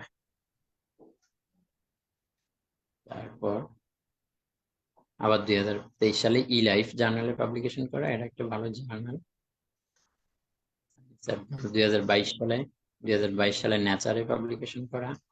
সেল একটা নেচারের মতো একটা বিখ্যাত জার্নালের পাবলিশার 2021 সালে করা। তার মানে তিনি প্রতি বছরই মাল্টিপল পাবলিকেশন করতেছে, এটাও সেলের খুবই ভালো ভালো জার্নাল। একেবারেই নামধন্য প্রফেসর। আর একটা জিনিস অনেক সময় আমরা দেখতে পারি, সেটা হচ্ছে এই প্রফেসর এই জার্নালের, এই পাবলিকেশনের অথর কেমন অথর। কেমন অথর বলতে, আমরা জানি আমরা কেউ কোনো পাবলিকেশনের ফার্স্ট অথর, কেউ হয়তো বা সেকেন্ড অথর, এটা নিয়ে আমাদের প্রশ্ন থাকে যে চতুর্থ নাম্বার অথর হলে আমার এটা হেল্প করবে কিনা। সো হেল্প যার কিছুই নাই, তার চেয়ে আপনার 6 নাম্বার অথর হিসেবে থাকা অবশ্যই ভালো। অন্তত আপনি ওই কাজের একদিন হলেও তো হেল্প করেছেন, অবশ্যই আরো কন্ট্রিবিউশন বেশি থাকবে আপনাদের, আই হোপ। ও, প্রফেসরের নাম ভুলে গেছি, প্রফেসরের নাম ভুলে গেলে চলবে না। প্রফেসরের নাম হচ্ছে রক। এখানে অথরদের নাম, হ্যাঁ, না রক নাম তো দেখি না। ও আচ্ছা, এই যে দেখছেন অনেকগুলো অথর এখানে। এই তো সবার শেষে হচ্ছে রক। তো এই সবার শেষে অথর থাকা মানে তারা করেসপন্ডিং অথর অথবা খুবই ইম্পর্টেন্ট অথর। আর এইখানে তার ইমেইলের চিহ্ন দেওয়া থাকা মানে হচ্ছে এই পাবলিকেশন সম্পর্কে আপনার যদি কোনো ইনফরমেশন দরকার হয় আপনি তাকে লিখবেন। এটার মানে হচ্ছে তিনি করেসপন্ডিং অথর। অনেক সময় স্টার অথবা অন্য কিছু দিয়ে মেনশন করা থাকে এবং কোথাও না কোথাও পেপারের মধ্যে লেখা থাকে যে তিনি করেসপন্ডিং অথর, এটার মিনিং লেখা থাকে। তার মানে এই পেপারটার সুপারভাইজার তিনি, এই গবেষণা যে হয়েছে তার সুপারভাইজার তিনি, অর্থাৎ এই প্রফেসরের কোনো যেন তেন 2 দিন 4 দিন 10 দিন কাজ করার কোনো প্রফেসর এই লোক না। এই পেপারের এভরিথিং তার কনসার্ন হয়েছে, তার সুপারভিশন হয়েছে। তার মানে এখানে এই পেপারটারও অনিয়ত রক। অনেক সময় এটা সবার শেষে থাকে না, সবার শেষে অনেক সময় থাকলেও যে তিনি করেসপন্ডিং হবে তা না। তো যিনি এই পেপারের করেসপন্ডিং, এখন আপনার তার ইয়ারলি 5টা পাবলিকেশন হবে, সবসময় সবই তার ল্যাবে হবে। তিনি কোনো স্টুডেন্টের কো সুপারভাইজার থাকলে সেই পেপারে তার নাম থাকবে। কাজেই তার মানে সব পেপারই তার ল্যাবে হয় তা না। সো এই প্রফেসর, আপনি হচ্ছে ওই করেসপন্ডিং অথরকে, এবং করেসপন্ডিং অথর হিসেবে তার ইয়ারলি কয়টা পাবলিকেশন হচ্ছে এটাই হচ্ছে মোস্ট ইম্পর্টেন্ট। তার আরেকটা পেপারে যদি যাই, এটাতে রক সবার শেষে কিন্তু করেসপন্ডিং কিনা লেখা নেই। এটা যে দেখতে হলে আপনাকে পেপারটা আসলে ডাউনলোড করে অথবা পিডিএফ এ যদি আমরা যাই, এখানে কিভাবে একটু দেখাবো। ইয়েস, স্টারের কথা বললাম, রকের পাশে স্টার মার্ক, আর স্টারের ব্যাখ্যা should be, ইয়া, দেখেন এখানে করেসপন্ডিং অথর লিখে ইমেল আইডিটা দেওয়া আছে, আর আগে স্টার মারা, স্টার মারা মানে এই ব্যক্তি এই পেপারের করেসপন্ডিং অথর, মানে everything has done by him. Okay, rock great professor,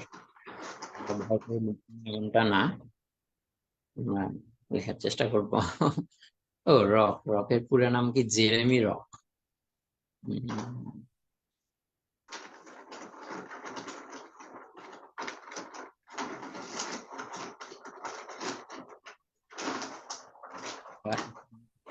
যেহেতু আগে প্রফেসর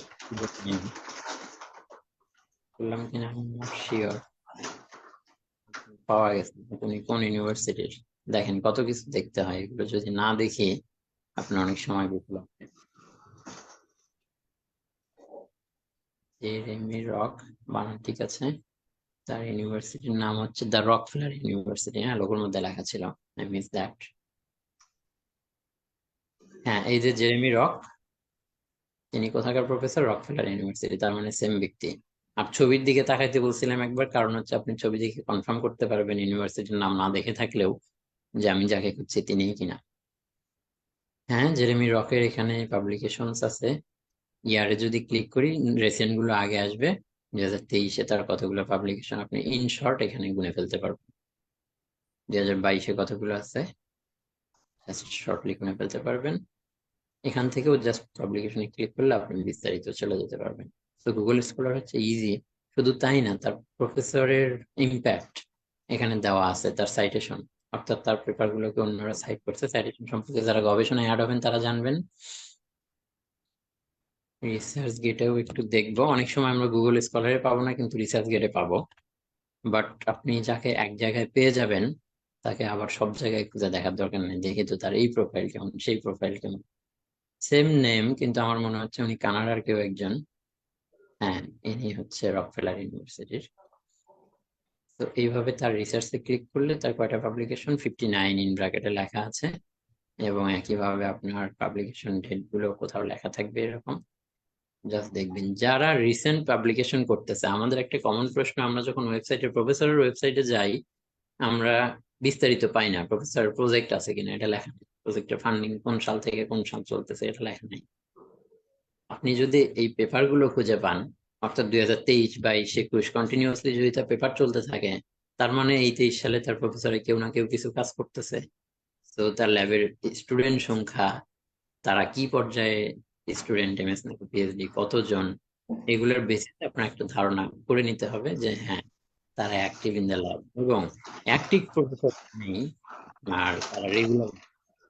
ধরে নিচ্ছি জেরেমি রকের 5 জন পিএইচডি স্টুডেন্ট আছে, তার মানে আমরা ধারণা করতে পারি জেরেমি রক একজন স্টুডেন্ট 5 ইয়ার্স লাগে, ইউনিভার্সিটি লাগতে পারে কোনো, এনিওয়ে ধরে নিচ্ছি 5 বছরে, যেহেতু তার 5টা রানিং স্টুডেন্ট, তার মানে তার 5th ইয়ার একজন পিএইচডি স্টুডেন্ট আছে, এবং তিনি গ্রাজুয়েশন করার সাথে সাথে তার স্টুডেন্ট সংখ্যা হয়ে যাবে 4, কিন্তু উনি তো 5 জন করে সুপারভাইজ করে অভ্যস্ত, কাজে উনি আরেকজন স্টুডেন্ট নিশ্চয়ই খুঁজতেছে। তার মানে প্রতি বছরই স্টুডেন্ট খোঁজে এই প্রফেসর। আর এই প্রফেসর এই ইউনিভার্সিটি যদি শুধু ফলে অ্যাডমিশন নেয়, তার মানে আপনাকে ফলেই এখানে অ্যাপ্লাই করতে হবে তার কাছে যেতে চাইলে।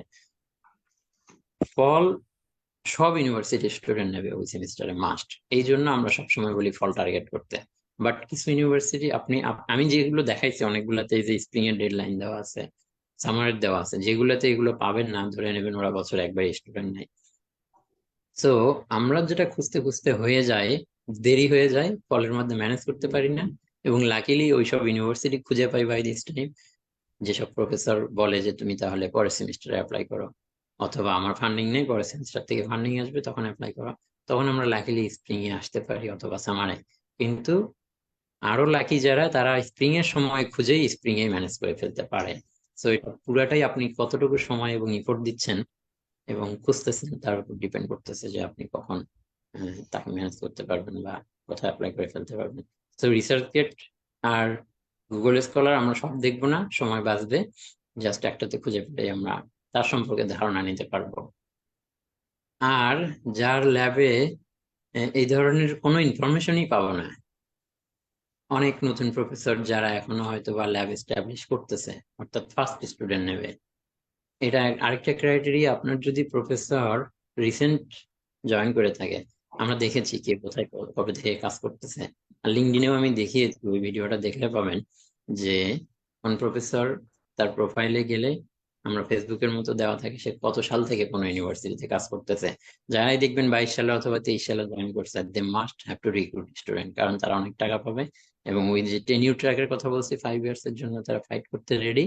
তো তারাও স্টুডেন্ট নেবে, তাদের প্রোফাইলে কিছু থাক না থাক, রিসেন্ট প্রফেসর তারা অবশ্যই স্টুডেন্ট নেবে, বাট নিয়ে ফেলতে পারে আপনি ইমেল করার আগেই। সেটা আলাদা বিষয়।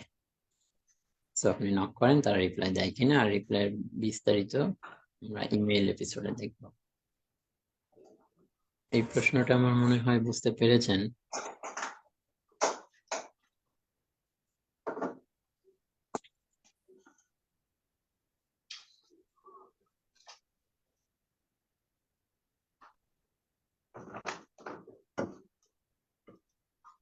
আমরা দেখবো ফান্ডিং, আমরা এক এক ডিপার্টমেন্ট এক এক রকম হয় দেখে। আইএলএস প্রোগ্রাম দেখিয়েছিলাম ইউনিভার্সিটি অফ জর্জিয়াতে, আমি আর যেতে চাচ্ছি না। ইউনিভার্সিটি অফ জর্জিয়াতে কিন্তু আইএলএস প্রোগ্রাম ছাড়াও ওখানে 15টা ডিপার্টমেন্ট ছিল, এগ্রিকালচার এবং এনিম্যাল রিলেটেড সহ বা ছাড়া। এর বাইরেও কিন্তু যদি এগ্রিকালচারেরই হয়ে থাকেন বা এনিম্যাল রিলেটেড, আপনি কিন্তু ওই আইএলএস প্রোগ্রাম ছাড়াও স্পেসিফিক্যালি তাদের ডিপার্টমেন্টের ওয়েবসাইটে গিয়েও, যেমন প্ল্যান্ট প্যাথোলজি ডিপার্টমেন্ট বা প্ল্যান্ট ব্রিডিং ডিপার্টমেন্ট, আলাদা করে ডিপার্টমেন্টে গিয়েও আপনি প্রফেসর খুঁজতে পারবেন। সেখানে অ্যাপ্লিকেশনের প্রসিডিউরটা আরেক রকম হবে, এবং সেখানের ফান্ডিংটা আরেক রকম হতে পারে, সেখানকার সবকিছু আলাদা হতে পারে। কাজে একটা ইউনিভার্সিটির আপনি এভরি হায়ার আপনাকে খুঁজে দেখতে হবে। আর নাম, ডিপার্টমেন্টের নামে কিছু আসে যায় না, আপনার ডিপার্টমেন্টের নাম দেখে যে আপনি দেখবেন যে সেটা আপনার ফিল্ডের না, এরকম না। অনেক সময় ন্যাচারাল সায়েন্স ডিপার্টমেন্টের মধ্যে আমাদের সায়েন্সের সবগুলো সাবজেক্ট ঢুকে থাকতে পারে। অনেক সময় আমি দেখেছি অস্ট্রেলিয়ার কিছু ইউনিভার্সিটিতে ডিপার্টমেন্ট মানে পুরো বিগ নামটা হচ্ছে কলেজের বা ডিপার্টমেন্টের নাম হলো ইঞ্জিনিয়ারিং, যেমন রুরাল রুরাল ইঞ্জিনিয়ারিং টাইপের কি যেন, তার মধ্যে এনিম্যাল সায়েন্সের বিগ বিগ প্রফেসররা ওই ওই ডিপার্টমেন্টের আন্ডারে কাজ করে। কাজে অলওয়েজ আপনার ফোকাস হবে আপনার প্রফেসরের ল্যাব, রকের মতো প্রফেসরের ল্যাব হবে ফোকাস। যদি ল্যাবের ইনফরমেশনে আমরা অনেক কিছু খুঁজে না পাই, আহ, অর্থাৎ আপনার ডিপার্টমেন্টের নাম যদি কোথাও খুঁজে না পান লিস্টে, তখন আপনি এরকম অন্যান্য ডিপার্টমেন্ট যেগুলো আপনার সাথে মিলে না কিন্তু রিলেটিভলি ক্লোজ অনেক সময়, সেগুলোতেও আপনি খুঁজবেন তখন। অথবা ইজিলি আপনি বাদ দিতে পারেন ইউনিভার্সিটি। তবে এই জন্য ইউনিভার্সিটির লিস্টে শুরুতে ইম্পর্টেন্ট যে আপনি আসলে কোনগুলোতে খুঁজবেন, কারণ আমরা তো সব খুঁজবো না। আমরা র্যাঙ্কিং দেখেই যাব, সাবজেক্ট র্যাঙ্কিং, যে ওই ইউনিভার্সিটিতে আপনার ওই সাবজেক্টটা আছে। তো আপনি খুঁজে না পেলে হবে না, অবশ্যই কোথাও না কোথাও আছে যেটা লুকিয়ে থাকতে পারে। তো আমি অনেক আলোচনা করে ফেলেছি, আমার মনে হয় ফান্ডিং সোর্স কিভাবে খুঁজবো ওই ভিডিওতে আপনারা ডিটেলসই পাবেন। আর কোন প্রফেসরকে নক করবেন এই পর্যন্ত আলোচনা করলাম। প্রফেসর রিলেটেড আরো কিছু ইনফরমেশন কিভাবে পাবেন সেটা দিলাম। আর তাদেরকে কি লিখবেন, তাদেরকে কি রিপ্লাই দিবেন, এই বিষয়গুলো আমরা এপিসোড 5-এ দেখবো। আর যদি কিছু তখন প্রশ্ন অ্যারাইজ করে অবশ্যই কোশ্চেন করবেন। বাই দিস টাইম আমি আপনাদের সাথে একটু কোশ্চেন আনসারিং এ যাই। অনেক প্রশ্ন আপনাদের মনে জমে যাওয়ার কথা।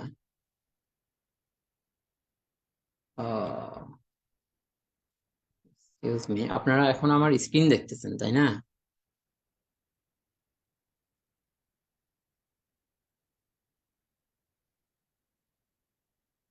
কেউ আছেন নাকি কিছু শোনা যাচ্ছে না? হ্যাঁ, শোনা যাচ্ছে জি সিয়াম। ভাই, দেখা যাচ্ছে। ভাইয়া, আমি আমি বুঝতে পারছিলাম না যে, ওকে, এখন আমি কিছু প্রশ্ন নেওয়ার জন্য আসলাম। চ্যাট বক্সে একটা প্রশ্ন এসেছে শুধু, ভাইয়া কেউ যদি ফল সেমিস্টারে অ্যাডমিশন হয়ে স্প্রিং এ ক্লাস স্টার্ট করতে চায় সে কিভাবে ডেট অ্যাটেন্ড করবে? খুবই ইম্পর্টেন্ট, এটা আমাদের হয়ে থাকে, বিশেষ করে যারা জবে আছি আমরা হয়তো বা টাইমলি ছুটি নিতে পারি না, বা ভিসা হইতে অনেক সময় দেরি হয়। তো এখানে যেটা করতে হবে, আপনি সিম্পলি আপনার প্রফেসর যদি ম্যানেজ করা থাকে প্রফেসরকে ইমেল করবেন যে আমার একটা ভ্যালিড রিজন অবশ্যই থাকতে হবে, যে আমি এই কারণে ফলে আসতে পারছি না, আমার কি স্প্রিং এ জয়েন করার কোনো ব্যবস্থা করা যাবে কিনা। উনি তখন গ্রাজুয়েট কোঅর্ডিনেটরকে কথা বলবে, এবং এটা খুবই সিম্পল। যদি প্রফেসর চায় যে হ্যাঁ আপনি স্প্রিং এ আসলে আমার কোনো অসুবিধা নাই, সেক্ষেত্রে ওরা আপনাকে আরেকটা I-20 দেবে। I-20, এটা ভিসা ক্রাইটেরিয়ার মধ্যে আমরা দেখাবো। I-20 দেবে, ওইটাতে আবার আপনার নতুন স্টার্টিং ডেট লেখা থাকবে, ওইটা নিয়ে তখন আপনি ভিসাতে দাঁড়াবেন। আর যদি আগেই ভিসা হয়ে থাকে তারপরে যদি আপনি চেঞ্জ করতে চান, এটা আমি আমি কখনো করিনি এটা, বাট এগুলো কাছাকাছি নিয়মের মধ্যে, খুব বেশি কিছু না। নতুন একটা I-20 দেবে যেটাতে আপনার স্টার্টিং ডেট স্প্রিং লেখা থাকবে, এবং ওইটা আপনার অ্যাম্বাসিতে চাইবে। ভিসা হয়ে থাকলেও পরে আপনি যখন আসবেন তখন ইমিগ্রেশনে চাইবে, বর্ডারে। তো ইটস ইটস ওকে। আর আর কিছু না, আর একটা সেভিস ট্রান্সফার একটা ইস্যু থাকে অনেক সময়। সেভিস একটা ভিসা রিলেটেড একটা ডকুমেন্ট, ওইটা আপনি কবে আসবেন সেটা I-20-র বেসিসে টাকা দিতে হয় কিছু, ওই টাকাটাই জাস্ট আপনার নতুন I-20-র এগেইনস্টে ট্রান্সফার করে দিতে হয়। অল্প কিছুদিন সময় লাগে, ইউনিভার্সিটি থেকে আপনাকে কনফার্মেশন জানানোর পরে হয়তো বা কয়েকদিন সময় লাগবে আপনার এই প্রসেসে যাইতে। তবে এর আগে আপনি কনফার্মেশন পেয়ে যাবেন। আর যাদের টিকিট কাটা থাকে তাদের টিকিট চেঞ্জ করতে হবে, একই ধরনের প্রশ্নটা করেন, কিভাবে করতে হবে এটা আমরা জানাবো এপিসোড 7-এ। আর আর একটা অপশন আছে, আরেকটা ক্ষেত্র হয় অনেক সময় যে আপনার প্রফেসর ম্যানেজ না, এটা সেন্ট্রাল অ্যাপ্লিকেশন করছেন, তখন আপনার সমস্ত যোগাযোগ হবে আসলে গ্রাজুয়েট কোঅর্ডিনেটরের সাথে। কাজে আপনি তাকেই ডিরেক্টলি বলবেন যে দেখো আমি তো অ্যাডমিশন পাইছি, আমি তো ফলে আসতে পারছি না, আমি হয়তো বা স্প্রিং এ আসবো, তোমার ইউনিভার্সিটিতে আসা যাবে কিনা। এখানে যে প্রবলেমটা হয় যদি এটা ল্যাব রোটেশন বেসিসে হয়, আমরা একটু ওয়েবসাইটে দেখলাম ল্যাব রোটেশনটা শুধু ফল সেমিস্টারেই করতে হবে বলছে, 1 মাস করে করে 3টা ল্যাবে। তো আপনি যদি ফল মিস করেন স্প্রিং এ আপনি তো ল্যাব রোটেশন করতে পারবেন না। অথবা করা যেতে পারে, সেটা আসলে ওই ইউনিভার্সিটিতেই জানতে হবে, গ্রাজুয়েট কোঅর্ডিনেটর আপনাকে জানাবে। অনেক সময় এই কারণে হতে পারে আপনি স্প্রিং এ তারা আপনাকে নিবে না, তখন আপনাদের যে ওয়েট লিস্ট আছে আপনাকে বাদ দিয়ে হয়তো বা আরেকজনকে স্প্রিং ফলে যে আসতে পারবে তাদেরকে নেক্সট ফল করবে। তো একটু ট্রিকি, তবে প্রফেসর ম্যানেজ হলে ইউজুয়ালি সমস্যা হয় না, এটা হয়ে যায়। আর ল্যাবরেটরির ব্যাপারটা আমি খুব বেশি ভালো জানি না এরকম ক্ষেত্র কারোর সাথে হয়েছে কিনা। তবে যাই হোক না কেন তারাই আপনাকে গাইড করবে। আর যদি না করা যায় সেক্ষেত্রে তো আপনাকে একটু স্যাক্রিফাইস করতে হবে, কারণ আপনি যেতে পারছেন না টাইমলি, এটা তো একটা আপনার ল্যাকিংস, তো ল্যাকিংস এর জন্য স্যাক্রিফাইসের জন্য প্রস্তুত থাকতে হবে। নতুন করে আবার খুঁজতে হবে হয়তো বা স্প্রিং এর জন্য অন্য প্রফেসর, যদি এভাবে কারো চলে যায়। আরেকটা খুবই আনফরচুনেট কিছু ঘটনা অনেক সময় ঘটে, প্রফেসরের এভরিথিং ওকে, আপনি আসবেন, আপনার ফ্লাইট হয়তো বা জানুয়ারি মাসের 10 তারিখ, হয়তো জানুয়ারি মাসের 1 তারিখে আপনাকে প্রফেসর ইমেল করে বলতেছে যে দেখো, আমার তো যে ফান্ডিং এ তোমাকে নেওয়ার কথা ছিল কোনো কারণে ফান্ডিংটা ক্যান্সেল হয়ে গেছে অথবা পসপন করছে, যে ফল থেকে শুরু হবে না, এটা স্প্রিং থেকে শুরু হবে। সরি, আমি স্প্রিং এর ডেট বলে ফল বলতেছি, তো স্প্রিং থেকে হবে না, তুমি পরের ফলে আসতে হবে। অথবা আমি আমি এরকম হয়েছে আমাদের এক বড় ভাইয়ের সাথে, আমার ইউনিভার্সিটিতেই ওই প্রফেসরের দায়িত্ব চেঞ্জ হয়ে গেছে, সে ডিপার্টমেন্টের ডিন হিসেবে জয়েন করছে। তো ডিন হওয়া মানে তার অনেক কাজ বেড়ে গেছে, অ্যাডমিনিস্ট্রেটিভ কাজে সে আর স্টুডেন্ট নিতে পারবে না। কাজেই ওই প্রফেসর তাকে অফার লেটার প্রডিউস করা করা অবস্থা থেকেও বলেছে যে আমি আর সুপারভাইজ করতে পারবো না, তুমি অন্য প্রফেসর দেখাও। তো এগুলো হচ্ছে খুবই আনলাকি সিচুয়েশন। আর ওই ফ্লাইটের আগে ভিসা পাওয়ার পরেও ক্যান্সেল হয়ে যেতে পারে, এটা আমি একজনই শুনেছি এত এত এত এত অনেকজনের মানুষের মধ্যে। তো এই ধরনের খারাপ কিছু যদি আপনার সাথে হয়ে যায় কখনো, এর জন্য আসলে প্রস্তুত থাকতে হবে। এগুলো খুবই খুবই রেয়ার, সাধারণত হয় না। তো আপনার এই জন্য অনেকেই বলে যে অন্তত প্রফেসর ম্যানেজ করলে, আপনি 2জন প্রফেসর যদি ম্যানেজ করে ফেলতে পারেন অ্যাপ্লাই করার সময়, তাহলে এরকম কিছু একটা কোথাও ঘটে গেলেও আপনি সেখান থেকে পরিত্রাণ পাবেন, আরেকজনের কাছে ওই সেমিস্টার আসার সুযোগ আছে। না হলে পরের সেমিস্টার আপনি এসেই যেতে পারবেন, কারণ বাই দিস টাইম আপনি প্রো হয়ে যাবেন কিভাবে প্রফেসর ডিল করতে হয় বা অ্যাপ্লাই করতে হয়। এটা পরের সেমিস্টারে আসা আপনার জন্য আর কঠিন কিছু হবে না। আরেকটা আরেকটা কি যেন বলতে চাচ্ছি, একদম রিলেটেড কথা ছিল। এনিওয়ে, আমার মনে হয় আপনার প্রশ্নের উত্তর ক্লিয়ার হয়ে গেছে। ও, অনেক সময় আপনি 2টা ইউনিভার্সিটি থেকে যখন অফার লেটার পাবেন 2 জায়গায় অ্যাপ্লাই করাতে, তখন আপনাকে সুপারভাইজার ম্যানেজ থাকলেও অফার লেটার যখন আপনাকে দিবে, ওই অফার লেটারে আপনাকে সাইন করে ফেরত দিতে হবে। ওই সময় কিছুদিন আপনাকে সময় দেবে, যে আমরা তোমাকে 1 মাস সময় দিলাম, 1 মাসের মধ্যে তুমি এটা সাইন করে পাঠাতে হবে। সাইন করে পাঠানো মানে আপনি কনফার্ম করলেন যে আপনি তাদের ওখানে যাবেন। কাজেই হ্যাঁ, এটা এক ধরনের চুক্তি। যদিও আপনার প্রবলেম, এই জন্যই বললাম ভ্যালিড রিজন থাকতে হবে, ভ্যালিড রিজন থাকলে ওরা এটা কনসিডার করে। কিন্তু আপনি যখন ইচ্ছা করে 2টা ইউনিভার্সিটির মধ্যে কোনটা ভালো সেটাতে, বা কোনটাতে বেশি ফান্ডিং সেটাতে আপনি যেতে চাইবেন, তাহলে ইথিক্যাল হচ্ছে আপনি ওই ডিপার্টমেন্ট ওই অফার লেটার অ্যাকসেপ্ট করার আগেই আপনি সিদ্ধান্ত নিয়ে তার অফার লেটার অ্যাকসেপ্ট করবেন না। হ্যাঁ, এগুলো অনেক ট্রিকি, অনেক সময় হয় আপনার একটা অফার লেটার সাইন করে দেওয়ার ডেডলাইন শেষ হওয়ার পরে আরেকটা অফার লেটার পাইতে পারেন। সেক্ষেত্রে আল্লাহর নাম করে যেখানে পাইছেন আগে সেখানে আসতে পারেন, অথবা আনইথিক্যালি আগের অফারটা আবার রিজেক্ট করে দিলেও দিতে পারেন। তবে it's not a good practice, কারণ ওই প্রফেসর আর কখনো বাংলাদেশিদেরকে নিতে চাইবে না, বলবে যে তারা এরকম কারণ ছাড়া অথবা সামান্য কারণে তারা কথা দিয়ে কথা রাখে না। তো এটা ফিউচারের জন্য একটু খারাপ। আমি একটু ফেসবুক লাইভ পেজ থেকে কিছু প্রশ্ন নেওয়ার চেষ্টা করি। আপনাদের যদি মৌখিকভাবে কিছু বলার থাকে, আমি নেক্সট 15 মিনিটের মধ্যে এটা ক্লোজ করে দেওয়ার চেষ্টা করব, কারণ অলমোস্ট ডান, যেটা করার প্ল্যান ছিল আমার পক্ষ থেকে, আপনাদের প্রশ্ন না থাকে। আমার একটা প্রশ্ন আছে মেহেদি। সামসাদ বলছিলাম। ওকে ওকে, ভাইয়া প্লিজ। আচ্ছা, আমি একজন প্রফেসরকে মেল করেছিলাম। আম, তো উনি অটোমেটিক রিপ্লাই দিয়েছে। উনি ইউনিভার্সিটি গ্র্যাড প্যানেলে আছে, রিপ্লাই দিতে দেরি হবে। ওকে, তো এটা যদি অটোমেটিক রিপ্লাই, তো এখন এক্ষেত্রে আমি ওয়েট করবো না অন্য কোনো প্রফেসরকে রিচ করবো, কারণ ডেডলাইন চলে আসতেছে, এটা প্রশ্ন আর কি আমার। যদি আপনি 1-2 দিন দেরি হবে মানে আপনি তাকে, আমার মনে হয় আপনার সিমিলার অন্য প্রফেসর থাকলে আপনি যদি ধরে নেন যে আপনি তাকে সুপারভাইজার হিসেবে মনে করেন, আপনি তার কাছে যাবেন না, ডিসিশনটা আগে নিয়ে নেন। যদি অন্য প্রফেসর থাকে তাহলে আপনি তাকে দিয়ে দেন যে okay, thank you for your email, তুমি খুব ব্যস্ত থাকো, হয়তো বা অন্য কারোর সাথে যোগাযোগ করতে চেষ্টা করছি। যদি আমি না পাই তাহলে পরে না, এটা লিখে আপনি, তাহলে সে আপনার জন্য অপেক্ষা করবে। হ্যাঁ। তবে এই ধরনের রিপ্লাই আসা মানে কতদিন দেরি হবে এটা সাধারণত অটোমেটিক রিপ্লাই মেনশন করা থাকে। এটা যদি আপনার কনসিডারেবল হয় তাহলে আপনি অপেক্ষা করতে পারেন, তবে বেশি সেটিংস করাই বেটার হবে। ওকে, ওকে, থ্যাংক ইউ। ওকে,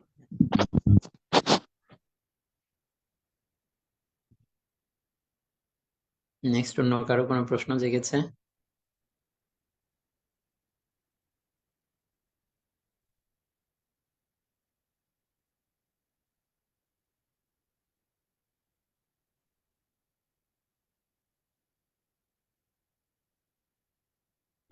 আমার মনে হচ্ছে প্রশ্ন নাই, কিন্তু কিছু প্রশ্ন তো থাকার কথা অবশ্যই।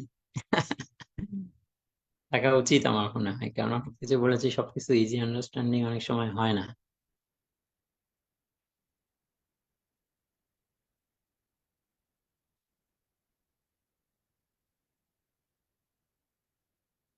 আর স্টাডি গ্যাপের ব্যাপারটা অনেক সময় আমরা প্রশ্ন করি।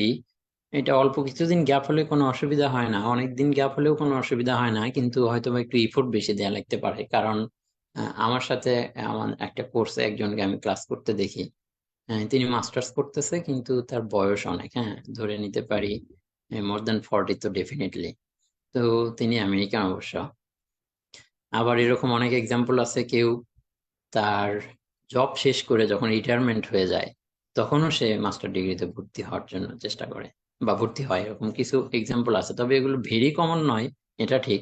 কাজে যেহেতু আপনার অনেকটা বয়স হয়ে গেছে, তো আপনি যে কমনলি রিসেন্ট স্টুডেন্টদের মতো এত ইজিলি হয়তো বা পাবেন, অনেক সময় এটা নাও হতে পারে। কারণ প্রফেসররা মনে করে যারা অনেক হার্ড ওয়ার্কার তাদের ল্যাবে অনেক কাজ করতে হয়, অনেক সময় শ্রম দিতে হয়। তো এইটা যাদের একটু বেশি এজেড যারা, তাদের অনেক সময় তারা পারবে না এরকম সাসপেক্ট করতে পারে। অথবা আপনার রিসেন্ট যে লাস্ট 10 ইয়ার্স আপনি কি করেছেন, এটা যদি আপনার একেবারেই গবেষণা বা স্টাডি রিলেটেড না হয়, সেক্ষেত্রে অনেক সময় এরা বেশি এটাকে চিন্তা করে।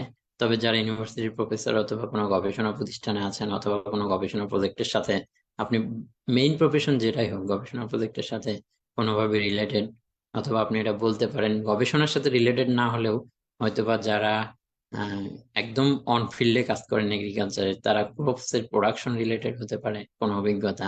Just try to connect those, যে আপনার এটা আপনি যে স্টাডি করতে চাচ্ছেন এর সাথে কোনোভাবে রিলেটেড, এটা দেখাতে পারলে বেটার। যদি তাও না হয়, স্ট্রেট কার্ড আপনি বলবেন যে না, আমি আমার এই প্রফেশনে অনেকদিন থাকছি, আমার কাছে মনে হচ্ছে গবেষণাটাই আমার জন্য খুব ভালো হবে, এই কারণে আমি ফিরতে চাচ্ছি এত বছর পরে। এটাও এরা সাধারণত ওয়েলকাম জানায়, কারণ এরা সবচেয়ে বেশি গুরুত্ব দেয় যে আপনার ইচ্ছাটা কি এবং আপনি এই মুহূর্তে কি ফিল করছেন। কারণ মানুষ পরিবর্তনশীল, আমরা জানি যে দেরিতে মানে অনেকদিন পর পর আমাদের মন মানসিকতা চেঞ্জ হতে পারে, ডেজার্ট চেঞ্জ হতে পারে। তো অ্যাট এ টাইম আপনি কি চাচ্ছেন এই সময়ে, এটা ইম্পর্টেন্ট। আমি আরেকটা জিনিস খেয়াল করেছি এখানে আমেরিকানদের মধ্যে, আমার সাথে আপনার সাথে যে কোনো বিষয়ে তর্কে যাওয়ার টেন্ডেন্সি খুবই কম। কারণ হচ্ছে আপনি একটা বিষয়ে আপনার মতো করে ভাবছেন, তো আপনার পার্সপেক্টিভ থেকে আপনি রাইট। আমি কোনো দ্বিমত পোষণ করলে ওরা অনেক সময় বলে, oh you think like this, it's fine. তার মানে ওকে, হতেই পারে। সো আপনার চিন্তা, এটা খুবই পজিটিভ দিক, এদের ভালো লাগে। সো অনেক কিছুই আমাদের জানার বাইরে হলে জাস্ট ইমেইল দেন। আর যে কোনো কনফিউশন তাদেরকে লিখলে, তারা ইউজুয়ালি অ্যাডমিশন রিলেটেড হলে গ্র্যাজুয়েট কোঅর্ডিনেটর রিপ্লাই করে, হয়তো অনেক সময় বেশি সময় লাগে। সো আমরা একটা দুইটাতে রিপ্লাই না পেলে বা আমরা অ্যান্সার না জানতে পারলে এটা নিয়ে খুব বেশি ওরিড হওয়ার কিছু নেই, কারণ আমাদের লিস্ট অফ ইউনিভার্সিটিস অনেক অনেক লম্বা। তো আমরা মুভ করবো আরেকটাতে, তাই না? আর বাই দিস টাইম এটা পেন্ডিং থাক 2-3 দিনের জন্য। আর গ্রুপে লেখেন যারা একই জায়গার আছে। আমি আবারও বলবো, ইউনিভার্সিটি চয়েস খুবই ভালো হবে যদি আমরা যেখানে আছি, যারা সিনিয়ররা বা জুনিয়র যাই বলেন, মানে প্রিভিয়াসরা, আপনার ডিপার্টমেন্টের অথবা ডিপার্টমেন্টের না হোক সাবজেক্টের, এই লিস্টটা সবার আগে কমপ্লিট করেন, ইমেইল করা বা অ্যাপ্লাই করা বা গাইডলাইন গুলো দেখা। তারপরে আপনার র্যাঙ্কিং অনুযায়ী বা আপনার পছন্দ অনুযায়ী আরো ইউনিভার্সিটি তো যাইতেই পারবেন, এটা দিয়ে শুরু করেন। তো আমি ধরে নিচ্ছি কারো মনে হয় কোনো প্রশ্ন নাই, আমি শেষ করব। ও, একটা মেসেজ এসেছে, প্রফেসরকে ইমেইল করতে কি কি বিষয় লিখতে হবে? হ্যাঁ আপু, এটা নিয়ে আমাদের আলাদা একটা সেশনই আছে, এপিসোড 5। ওখানে কি লিখতে হবে, কি রিপ্লাই দিতে হবে, কখন, মানে কোথায় কি লিখতে হবে, বিস্তারিত ওখানে দেখানো হবে ইনশাল্লাহ। ইন দ্যাট কেস আপনি যদি তাতে স্যাটিসফাইড না হন অথবা কোনো কিছু মিসিং মনে হয়, আপনি সেটা তখন প্রশ্ন করবেন, উত্তর পেয়ে যাবেন। ও, পাবলিকেশন বিষয়ে একটা প্রশ্ন মনে হয় আগে করেছিলেন, যে পাবলিকেশন কিভাবে মানে কোন জার্নালগুলোতে চয়েস করবো, ইম্প্যাক্ট ফ্যাক্টর কিভাবে আছে কিনা, এটা কিভাবে দেখবো? আমি খুবই অল্প সময়ে দেখাবো।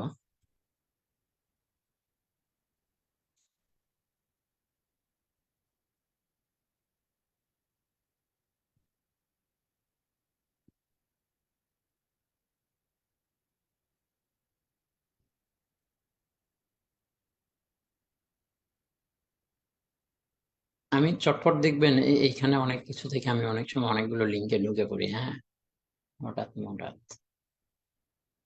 এইগুলো বুক মার্ক বলে, মোবাইলেও করা যায়, আপনারা অলরেডি জানেন, তারপরে যারা জানেন না, হ্যাঁ, এটা খুবই আপনাদের সময় বাঁচাবে, হেল্প করবে। এক্সেল ফাইল থেকে কপিও করা লাগবে না, এভাবে যদি সাজায় রাখতে পারেন এটা ইজিলি আপনারা খুঁজে পাবেন কিভাবে করতে হয়। তো এটা একটা ওয়েবসাইট। এখানে জার্নালের যদি নাম লেখেন, যেমন আমরা নেচার মাইক্রোবায়োলজি একটা হচ্ছে জার্নালের নাম দেখছিলাম, এই জার্নালটা কেমন আমরা জানতে চাই, এখানে সার্চ করব নেচার মাইক্রোবায়োলজি, এখানে ক্লিক করব, ওটা বিস্তারিত জানা যাবে। আমি আরেকটা ওয়েবসাইটে একই জার্নাল খুঁজতে চাই, এই ওয়েবসাইটটা হচ্ছে সবচেয়ে গ্রহণযোগ্য এবং ভেরিফাইড ওয়েবসাইট, যেখানে আপনি যদি কোনো জার্নাল খুঁজে পান, মাস্টার জার্নালিস্ট বলে, হ্যাঁ, এটা হলো ভালো জার্নাল গুলোই, একেবারে যাদের ইম্প্যাক্ট ফ্যাক্টর আছে তাদেরই শুধু লিস্ট এখানে পাবেন।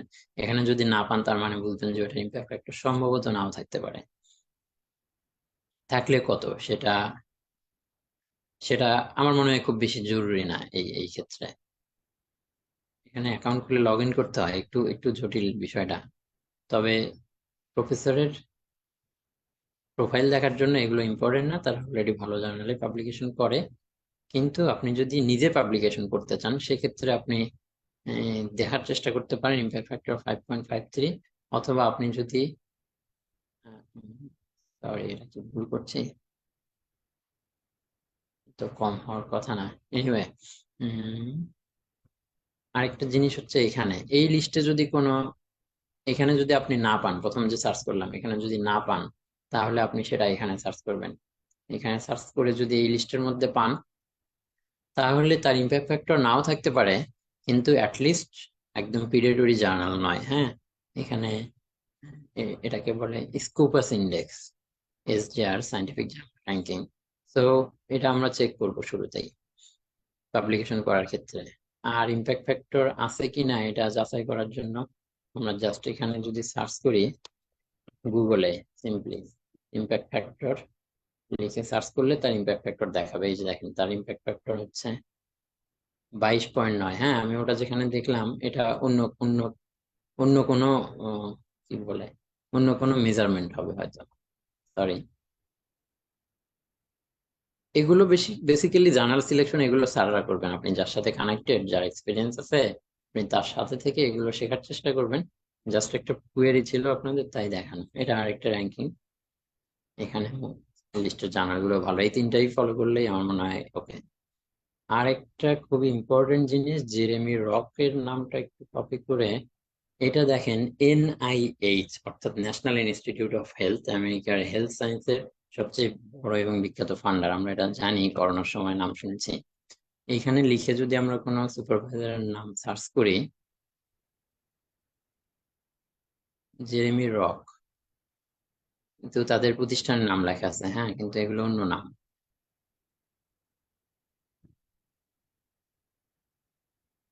অন্য নাম। আচ্ছা, হতে পারে ইউনিভার্সিটি অফ আলাবামার একজন পাইছি আমরা, জেরেমি নাম, তার লাস্ট নেম পুরোটা সেম না।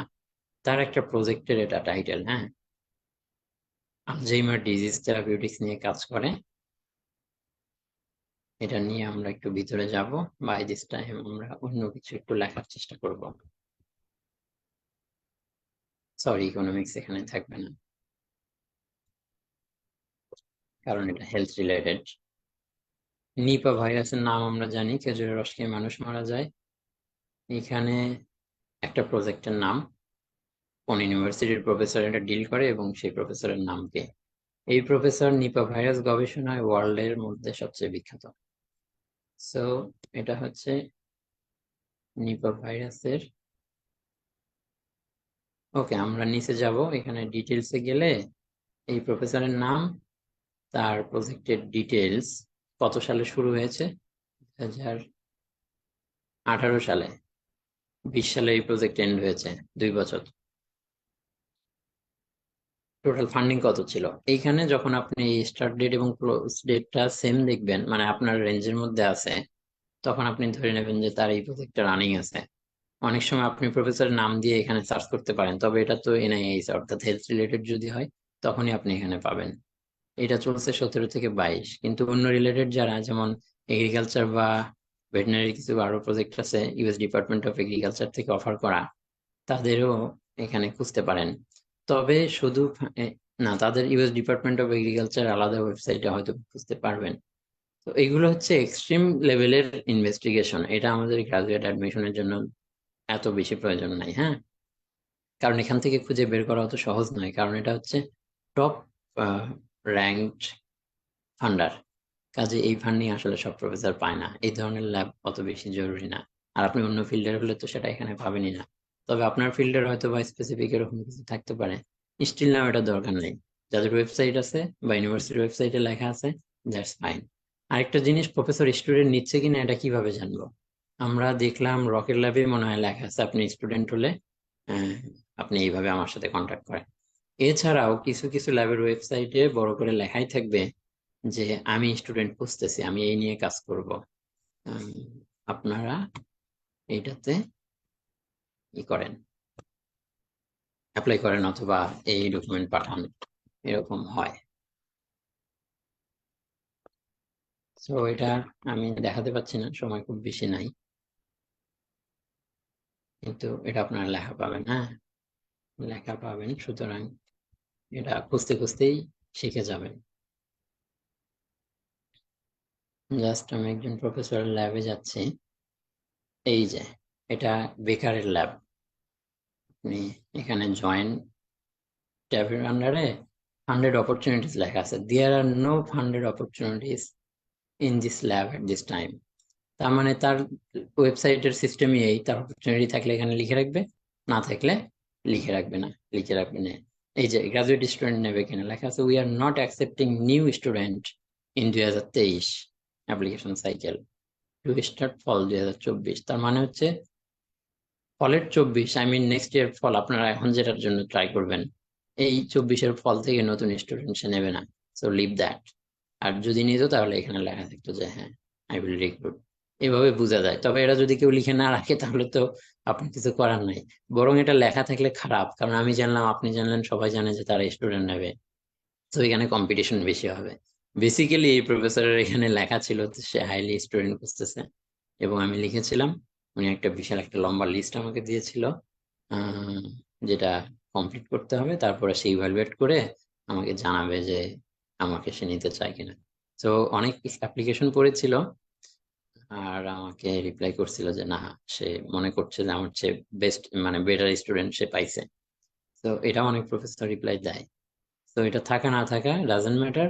যারা রানিং প্রফেসর আমরা অলরেডি দেখেছি, তাদের কাছে আমরা অ্যাপ্লাই করবো বা ইমেল করবো। আর সবার শুরুতে অবশ্যই যদি ইমেল করার প্রয়োজন না পড়ে বা সেন্টার অ্যাপ্লিকেশন, সেগুলোতে দরকার নাই।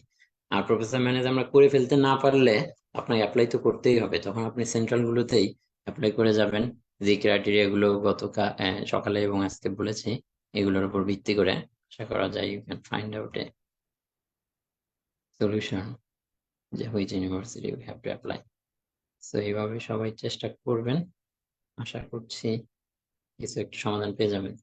আর করে যেতে হবে, আসলে অনেক সময় আমরা কিছু খুঁজে না পাইলেও মুভ অন করতে হবে, আমরা জানি না আমরা কোথায় পাবো। তো আমি আমার পক্ষ থেকে শেষ। যদি আপনাদের স্টিল নাও কোনো প্রশ্ন না থাকে তাহলে আমি আজকে শেষ করব। আর পরবর্তীতে আইএলটিএস যারা এখনো দেননি, তাদের জন্য আইএলটিএস নিয়ে একেবারেই বিস্তারিত প্রিপারেশন ম্যাটেরিয়াল সহ খুবই চমৎকার একটা সেশন হবে আগামীকাল সকালে ইনশাল্লাহ। আপনার গ্রুপে দেখতে পাবেন আপডেট, সবাই জয়েন করবেন। Last call, any question for any and?